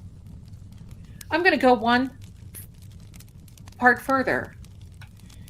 When I was growing up, and this kind of has bothered me, when I was growing up, when I went to school, sure, we heard of a little bit of diabetes, but I never heard of somebody being lactose intolerant or gluten-free or any of these things. Is this a thing because we're eating so unhealthy? What is it? I don't know. But it seems like, you know, I can't go anywhere with it. Are you gluten-free? Are you this? Are you that? No, just give me, if I want to eat unhealthy, shoot, pile on the sugar for now. No, not really, but you know what I mean. I'm in good chocolate center of Massachusetts. And you're not sending me chocolates? No, I'm just joking. I'm just joking. Mitz Holmes, yes, my darling, I have found missing people. I've been able to actually name perpetrators who, back in the day, I used to live in St. Augustine, Florida, at the Equinox Hotel, by the way, because I wasn't sure if I was going to live there. So I just stayed at the Equinox Hotel. I loved it. It was just such this, but anyway, yes, I started. One of the young people that a case I worked on was the name of Jacob Wetterling. That was very sad. That was extremely sad. So yes, I have. I don't,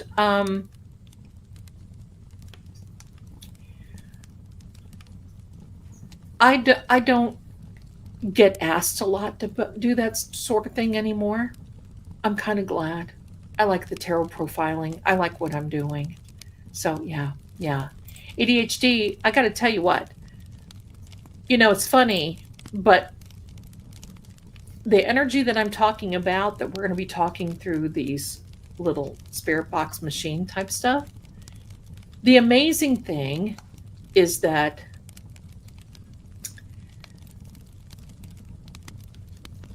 sometimes I can't fly because I can't stand to be in that energy in a box. I don't go on cruises because I can't stand to be boxed in with people and their energy and their hygiene. I can't stand. I can't do it. If like when I go to Massachusetts, I will be driving, and I think uh, Captain Jerry will be with me. But I can't hack it. I can't do it. And if that goes against the word of God, I can't help it. I can't. We are supposed to be in discernment, not judgment, discernment. There you go. There you go. Mary, my goodness, you're so, look at you. Adorable. I would have never guessed. I'm a little older than you, but you know what? I remember when my mother didn't make, she passed at 58. But I remember when my grandmother was 65. Grandma Zelda.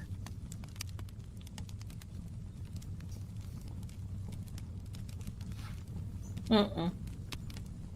Not for me. A claret red, thank you. Claret wine, I love that. That's got to be that season. Makeup, listen, filters, makeup, ring lights. I tell my son, look, paint. Just I fall into the paint bucket and I'm ready to go. I tell my son, by the time I glue, paint, press everything on, right? Hello. Thank you, Rosebud. Thank you. Thank you. I think I got it. I got it. Thank you. Thank you. Let me check though. Thank you, my darling. Thank you. See a new day? See? And I'm going to say this. I really don't need cards.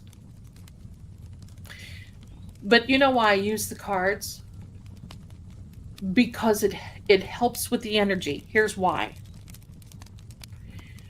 When you write in and you want me to read your cards, or when I'm on the air, you saw what happened with Mrs. Demeanor or Misdemeanor, Janet, when she was on here, and with our friend Attorney Nan and our friend Melanie, Attorney Melanie Little.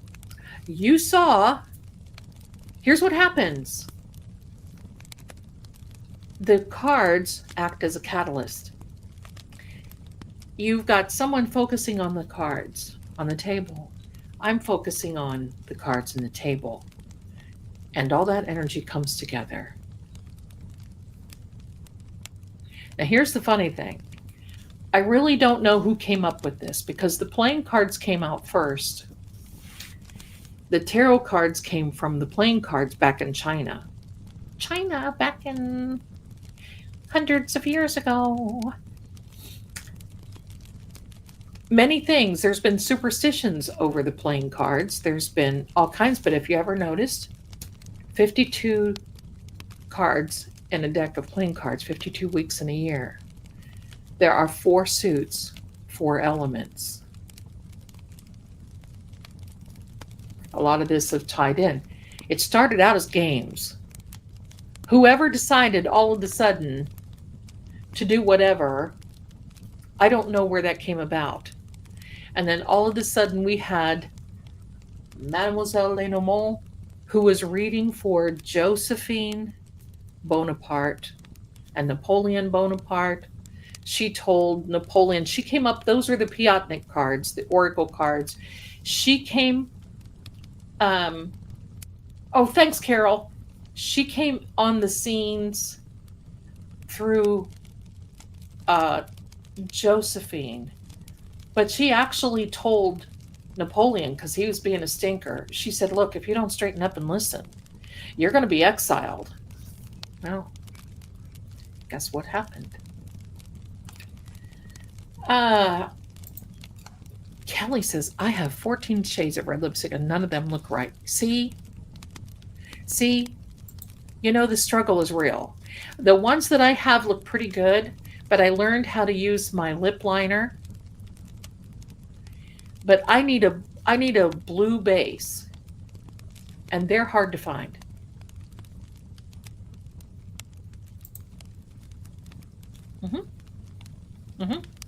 Started as games.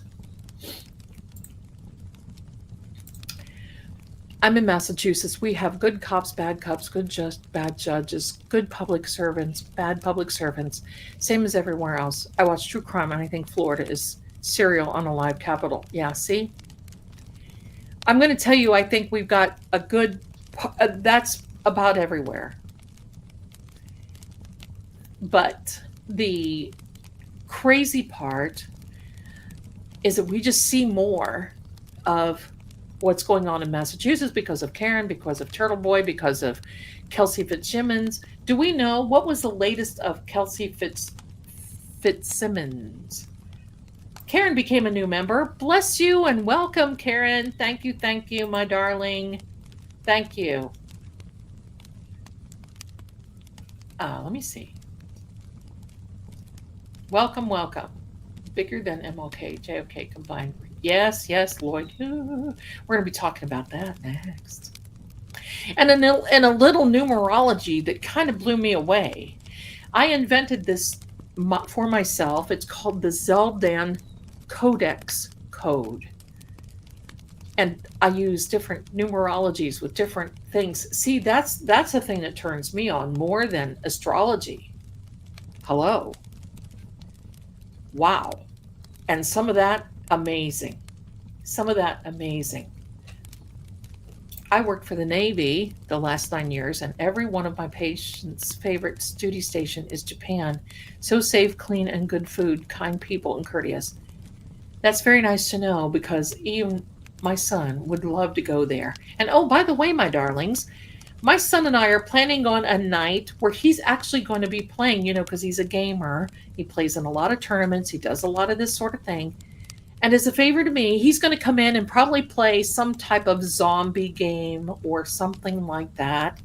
And we're going to be talking to him. He's going to be playing zombies. We're going to be having a good time. So I don't know when that's going to be. Might be next Saturday night. So there you are. Miss Holmes, thank you, my darling. What do you think about Erica's speech 2 days post Charlie and I have found a missing? And have you ever found a missing person? Yeah, I think I answered that. Yeah, I have. Some in good places and some not so good. I did a video on Erica. I was very unsettled about that speech. I'm going to really go off the rails. You really want me to go here? Hold on. I got a little something here. Hold on. Here we go.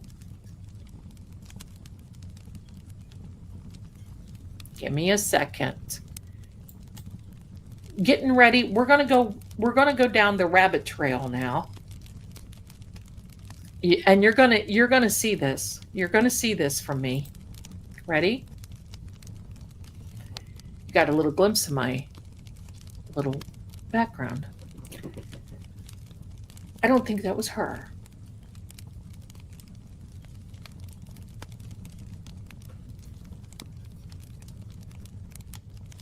I don't think it was her. I don't think so. Bravo. And many other things too. Thanks, Karen. Thank you, my darling. Thank you. Chocolate. Please tell me your thought. Okay, well, hold on. Give me a second here. I got something from Sean. Carol. Tonight's one. Okay, Carol, thank you so much. Got that. I don't have anything from you, my darling. I'm looking. What did you, Karen, where did you send it? Let me check my spam folder.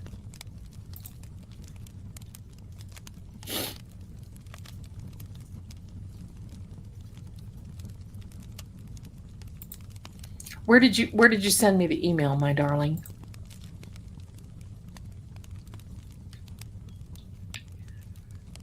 As a clairvoyant, I see so many images in your reading cloth. I'd write a dialogue to describe them all.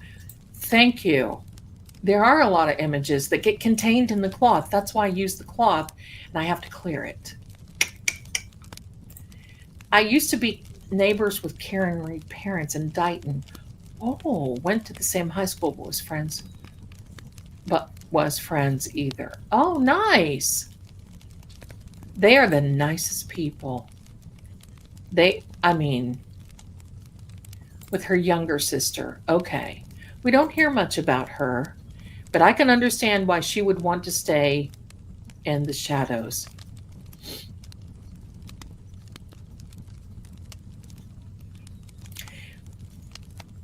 I agree, my darling filet. I agree. Captain, see right here. She's my bodyguard. She's my captain. She's my driver. She's my confidant. She's my mod. I love it.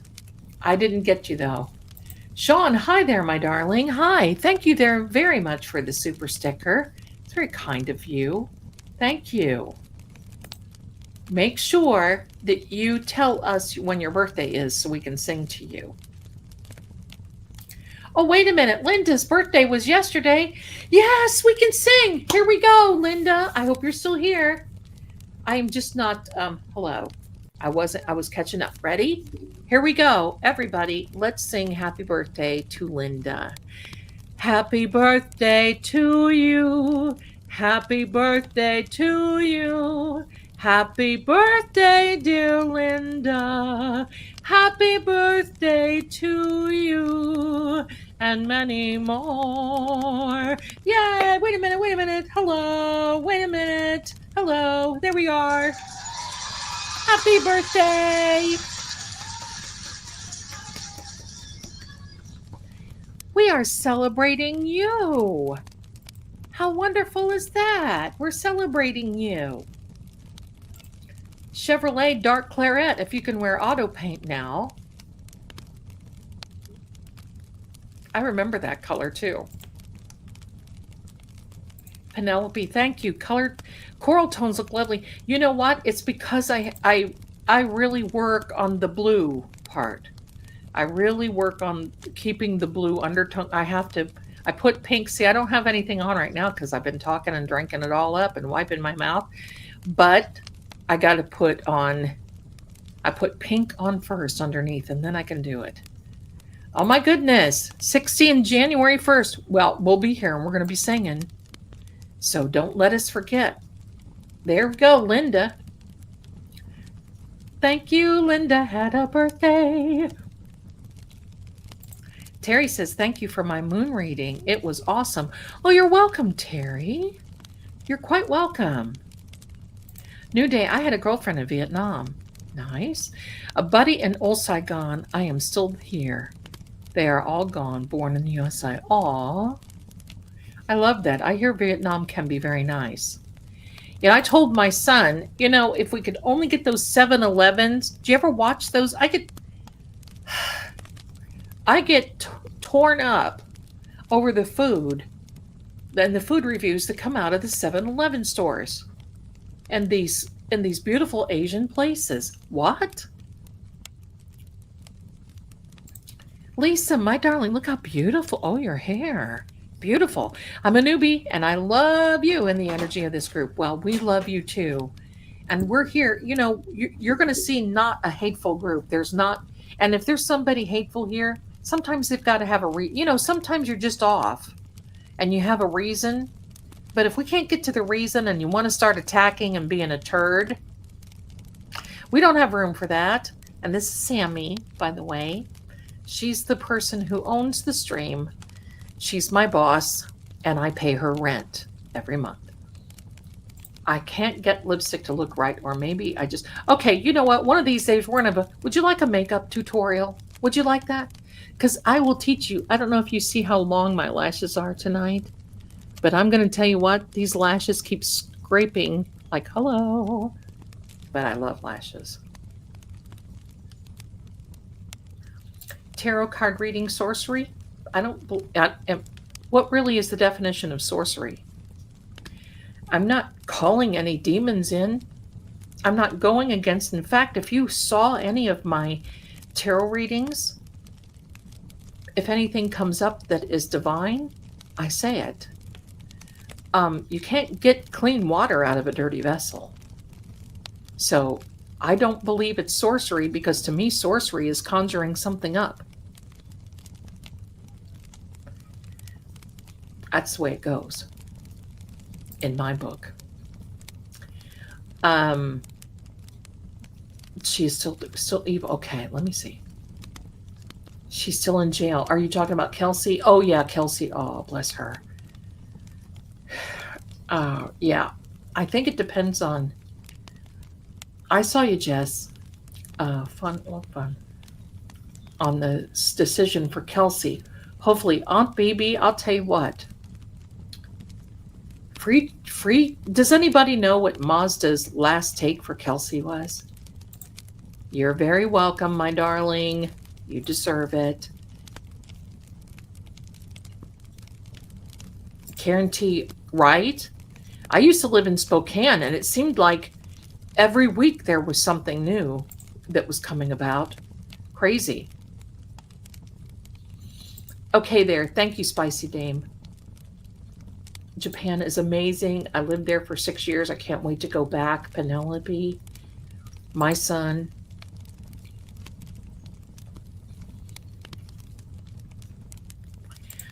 Does your son participate in Extra Life?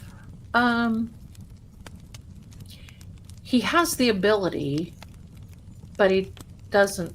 It's not really his gig. What do you mean, Extra Life? I'm not sure what that means. So maybe I can't answer that. I don't know, Melissa. Maybe, you know.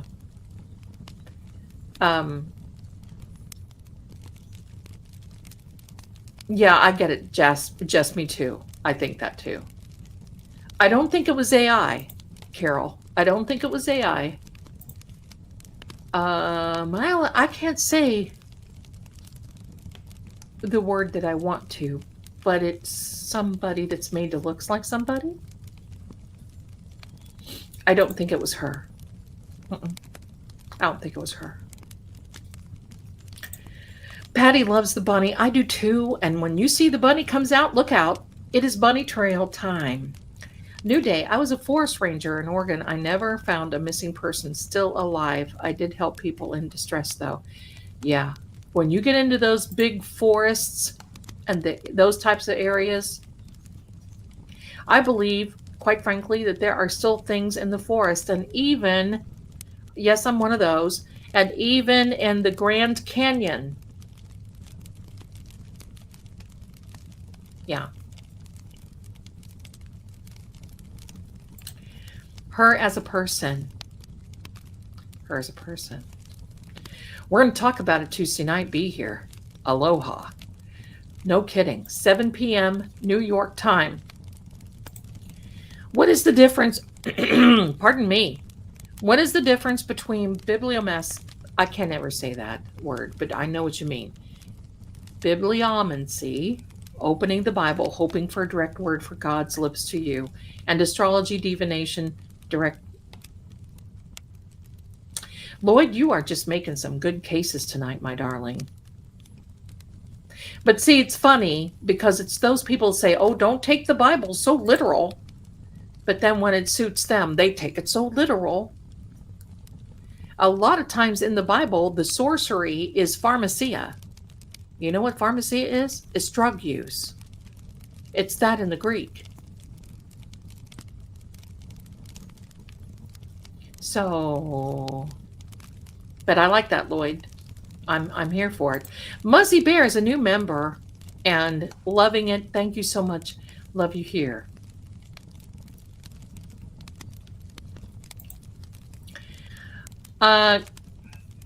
Lady Zelda, have you done a reading on the A1 meteorite? It's not coming to Earth. That's another thing. It's almost like, do you know, listen, on the talkie tick, and I get it because people are scared of that, but it's not going to, no. On the talkie tick, a couple of weeks ago, 3 weeks ago, people were, oh my God, it's the end of the world. September 24th, the rapture is happening. I got blocked by several people when I said completely, have you really read the word, or are you just falling into that trap? They got views, but some people sold their homes and some people got rid of their animals. And you know what? Those are the ones who want to follow God's word to that point where they do dumb things. There's a place for them. You get rid of your animals like I heard some people did. Here. You can barbecue all day long, darling. I won't sit and be sorry for you. No way. And I don't believe God is either. Thank you, Lisa. You are a darling. Thank you. Aunt BB2, I feel awful for Mr. and Mrs. Reed. I do too. They briefly had some peace and now it begins again. So unnecessary, right? Poor Karen. Poor Karen. I think a dark, sparkly. Oh. But I'm kind of that matte girl. You know, I'm that 1940s matte. I like a little bit of ombre. Y'all know what I mean. But that might be pretty though for the holidays. But I'll tell you what, if ever I want a little sparkly, I've got some sparkly eyeshadow stuff. I just knit right here. Done. There you go, New Day. Oh, the 7-Eleven in Japan and Thailand are superior. I miss Aussie. Oh, I think it's wonderful. Love the kitty. Thank you. 7-Eleven's amazing. My 37th birthday is October 23rd. The fire sounds. Let me see. When's the 23rd? Are we? Oh, that's a Thursday night. Make sure if you can, because you might be out celebrating. But come, it's going to be Help I'm Haunted. Make sure you tell us. Thursday nights, 7 p.m. I tell ghost stories. Let me catch up here.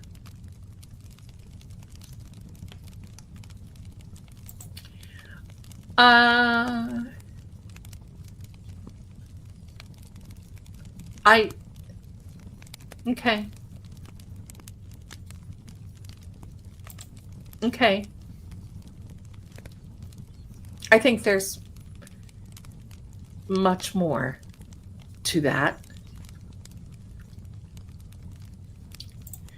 Lashes like windshield wipers inside glasses. Yes, they keep my glasses clear. Mitchell's got some zingers. We have to keep him around. He keeps me on my toes. Makeup scares me. Oh, Terry. Let me see. Oh, 4,300 for Kelsey. Oh my goodness. Wouldn't that be wonderful? That would just be wonderful. Karen, I lived in Okinawa for a few years. It was beautiful. You want to hear a funny story? My former Navy husband married a Japanese woman. He was intrigued by her. Okay. I got a little nasty about it. I was jealous. I decided I wanted him back, and he said no, she was superior to me. And I understand. Because that was never meant to be. He had a hard time with what I did in life. And when we went to Salem and different situations, and I was working for Dionne Warwick, and I was on those infomercials, and people from the Navy would see it, he would get so upset, and they would tease him about it, and blah, blah. And I knew it just wasn't going to work. It was a matter of time. We were married 12 years. but it was a matter of time. And unfortunately, she passed away. I don't know. But he's older, and so am I, and it wouldn't work. So I haven't heard from him since the 1980s. Oh, duh. Melissa, thank you. Extra Life is a gaming event that happens once a year to raise money for charity. Runkle does it every year, and it's oh, well, you know what? Let me ask him. Jedi Jen knows about it too. What the heck? What kind of a game mother am I? I don't know about it.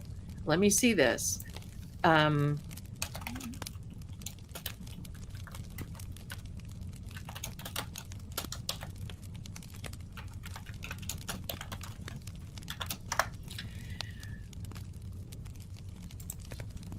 He laughs at me. My son keeps laughing at me and teasing me because I told him, you see these robots out here and all this other stuff.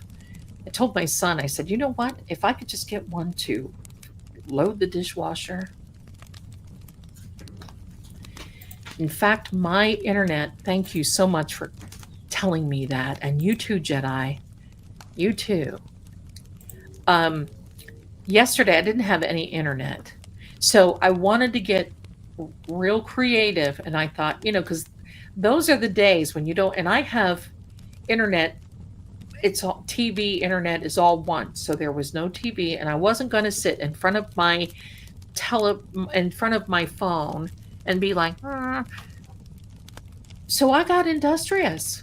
I had a little problem with the dishwasher. I got down and dirty before I racked my toe and fixed the dishwasher, fixed another few things. Now I've got to change the faucets in one of my sinks. And, that stuff sometimes is good. And it's funny because I told Mrs. Marie, I wonder how we all got along without internet and social media. Right? And probably a lot better. Karen says, Mazda's total. Oh my goodness. I said Mazda. Or Mazda. Bless him. 4,271. Just went back and looked. Wow. Wow. Wow. What a fantastic. That's fantastic that he did that.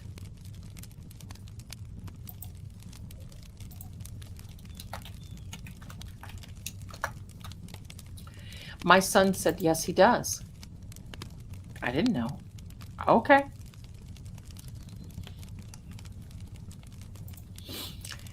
Is there a difference between being spiritual, meditation, than not going to church? Might be smarter. See, I don't go to church. I study. I believe that God is everywhere. Sometimes, I've got my full of churches when, okay, kiss. I've got my full of churches when you see people infighting about the potluck dinners. And as far as I'm concerned, if I find a church that teaches the truth, teaches the Bible chapter by chapter, verse by verse, and not gets up and talks about Uncle Henry's goose that got loose in the backyard and he got a spiritual connotation to it. The whole idea of having a church is not according to the Word of God, okay? Having a church, my darlings, and this hair that wants to come out and just, yes, I know, Sam. Is it from you? I know. Don't grab it though, sister. I'll be in troubles. It'll hurt. Okay. The reason that we are to have a church is to feed us. Oh, here, look out. Stop. Go. Is to feed us with the Word of God. It's like to get us to replenished so we can go out there and be of service to others and to live as an example. It's not,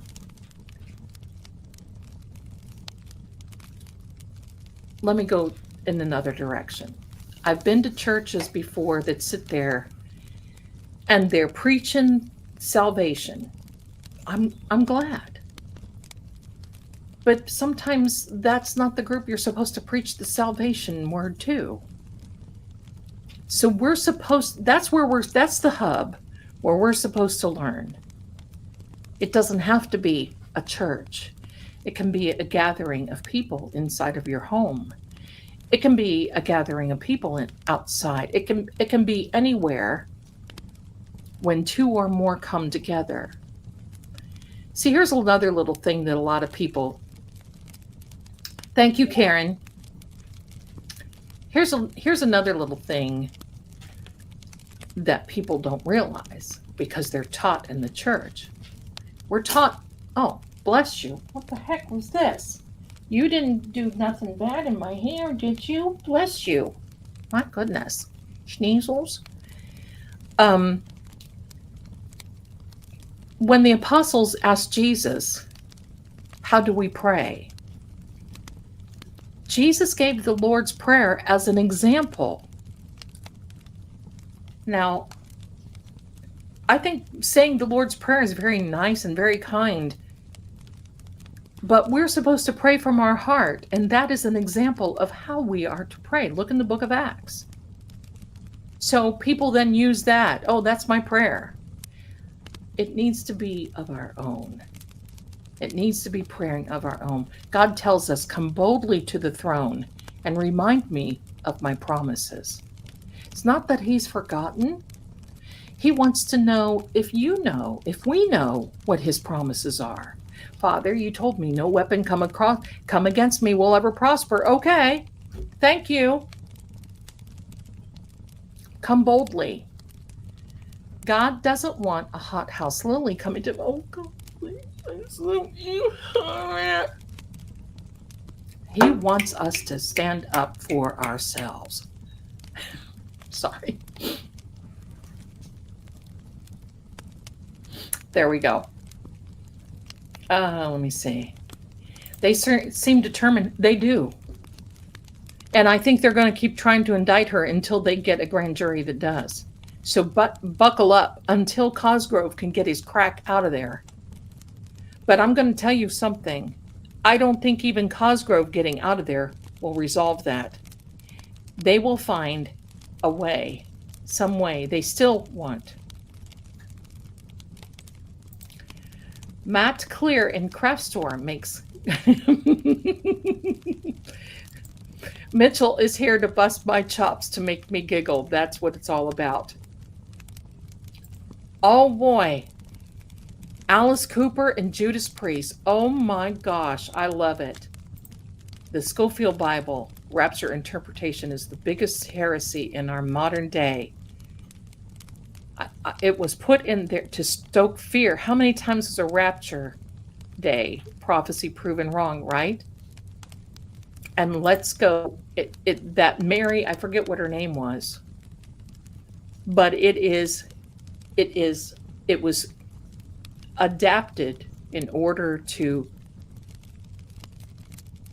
It comes from a woman by the name of Mary MacDonald at the turn of the last century, I believe. She was ill and somewhat mentally ill, and she told her priest that she had a dream that she saw Jesus coming back and he gathered all these people.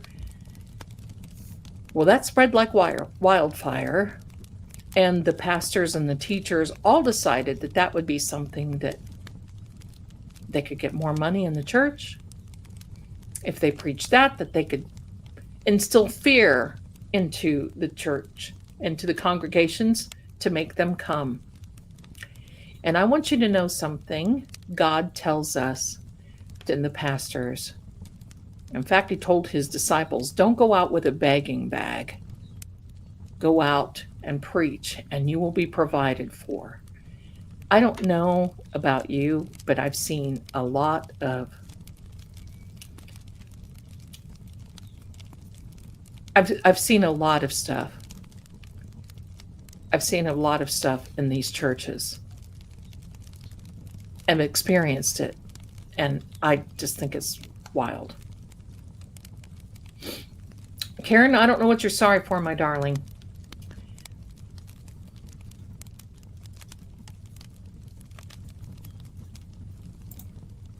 Right? There you go. There you go, Lloyd. I will on Tuesday night.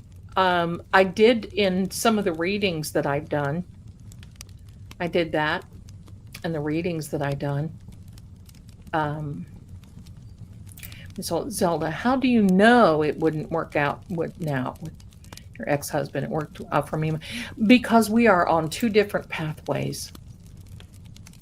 And he didn't like this before. And besides, my ex-husband doesn't even know where I am. Doesn't know. And I think from what I understand, he's pretty much settled in now. I know where he lives. I'm going to leave him alone. But he's settled in. He's retired. He's a retired Navy officer. He doesn't want to get up and go, and he doesn't want to be around people, and he doesn't want to be in the paranormal, and he doesn't want to do all these things. And he doesn't like the fact of what I do. And so it wouldn't work now because it's even more so now than what it was. It's very hard for relationship and that. But I appreciate you saying that. But he's just not my bag right now. He's just, I wish him well, but he's just not my bag. I'm sorry. Spicy Dame, you know it. Unloading the dishwasher and rolling up the garden hose. Dishes, I feel like I'm going to shapeshift every time I think of cleaning the kitchen. This kitchen literally is so small. I've got things everywhere, and I have no counter space in the kitchen to begin with. So cooking for Ichabod Crane is going to be very exciting for me because I'm going to figure it out. Mitchell, I'm the psychic plumber, that's for sure. I'll see if he wants to do that. Let me see, where did it go? The Lord is not about fear. That's right, little misfit. Absolutely. Right? You know, it's so funny. They're the ones that want to give me these things about prophecy and sorcerers. But guess who's the first ones to put candles on their birthday cakes? Make a wish. Zelda, don't know if this would have changed anything, but when Karen said you lost to Howie Carr's question, I had a very bad feeling. Homer, I don't think that changed anything. I think that there's someone behind it. Maybe the owners of the voodoo dolls, I think.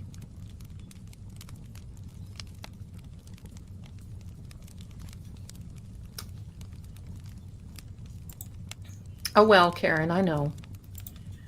So I don't think that made a difference. I think that there is someone behind this, and I will not let it go, that is so ate up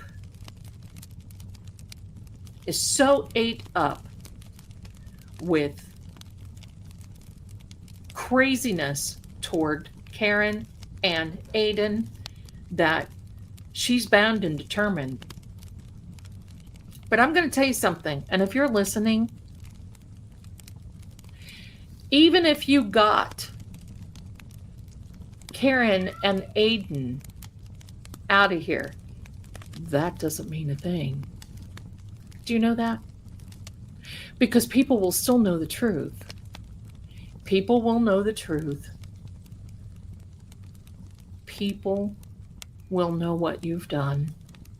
And you and your conspiracy cohorts, in my opinion, it does not absolve you for anything. You want something to happen to Karen and to Aiden to take the focus off of you and your pals. Even if something did happen to them, God forbid it does not, and I do not believe it will, it's not going to take the focus off of you. it's just going to make it worse. There's Shaggy coming in and declaring his mother. All right, my darlings, it has been, oh my gosh, we've been on here for 4.5 hours. Oh, I'm so sorry. Get down. Because this is a long stream, isn't it? My goodness, Shaggy agrees. Shaggy agrees. So tomorrow is kind of sort of my day off, but it's not a day off. And look for the new Charlie Kirk video to be coming out on True Oracle's side. I will post a link here on my side as well.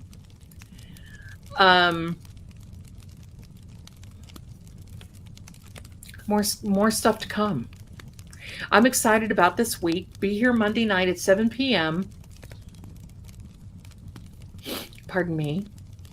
7 p.m. Monday. 7 p.m. Tuesday, Charlie Kirk.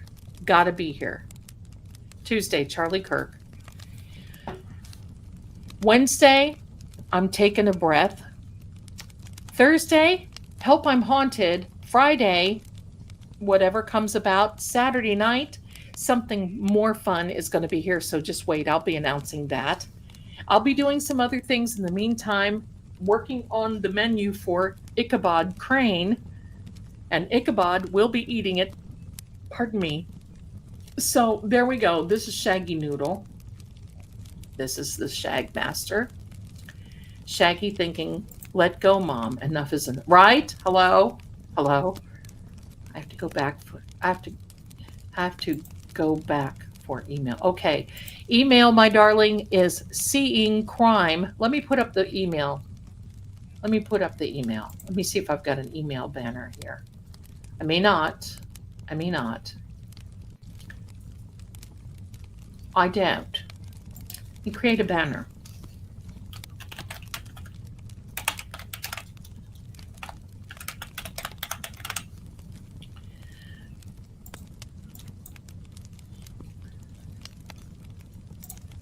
There we are. There's my email, my darlings. If you do have a review, thank you, Karen. If you do have a review, let me know. Okay? And we'll put it on the website of True Oracle. Sir, thank you very much. I'll tell you what. I want to thank each and every one of you. Hello, my name is Victoria Winters, for being here. I had fun tonight. I was hoping that y'all wouldn't be bored, but I had fun, and thank you so much. Let me see if I've gotten everybody's little thing here. I think I do. Muzzy Bear is a new member. Welcome, welcome, welcome. You guys are amazing and very awesome. I love it. This was a lot of fun. I like this. We can chill out, and I promise I won't get on the pulpit and I won't spit over everything. I promise I won't get on the pulpit the next time, because we got things to do. We got things to do. I love this. I'm so happy that you're all here. I can't wait to see you during these times. Victoria Winters, Lady Zelda, tonight was a great show. Thank you very much, Captain. Thank you, Pat. My mods are fantastic. Unfortunately, Mrs. Marie can't hack she's a non-hacker, I tell her, but she's got a family and she has to get up early in the mornings. So she always comes in to say hello, but I love it. So thank you again very much. I'm excited for this week. And give me a second. I'm going to put out my fire. There we are. So glad you like that. And my darlings, thank you again. And I will see you again. Let me do this. Let me get rid of all these banners things because I don't want them floating around. Don't want them floating around. Hello. StreamYard seems to be a little bit on the temperamental side these days. It's the Mod Squad, that's right. So thank you, my darlings, for being here. And we had a lot of fun. And Coffin Daddy thinks so too. We're going to do it again. Big hugs. Much love. I will see you again Monday. And here we go on our way out. See you soon. Be safe.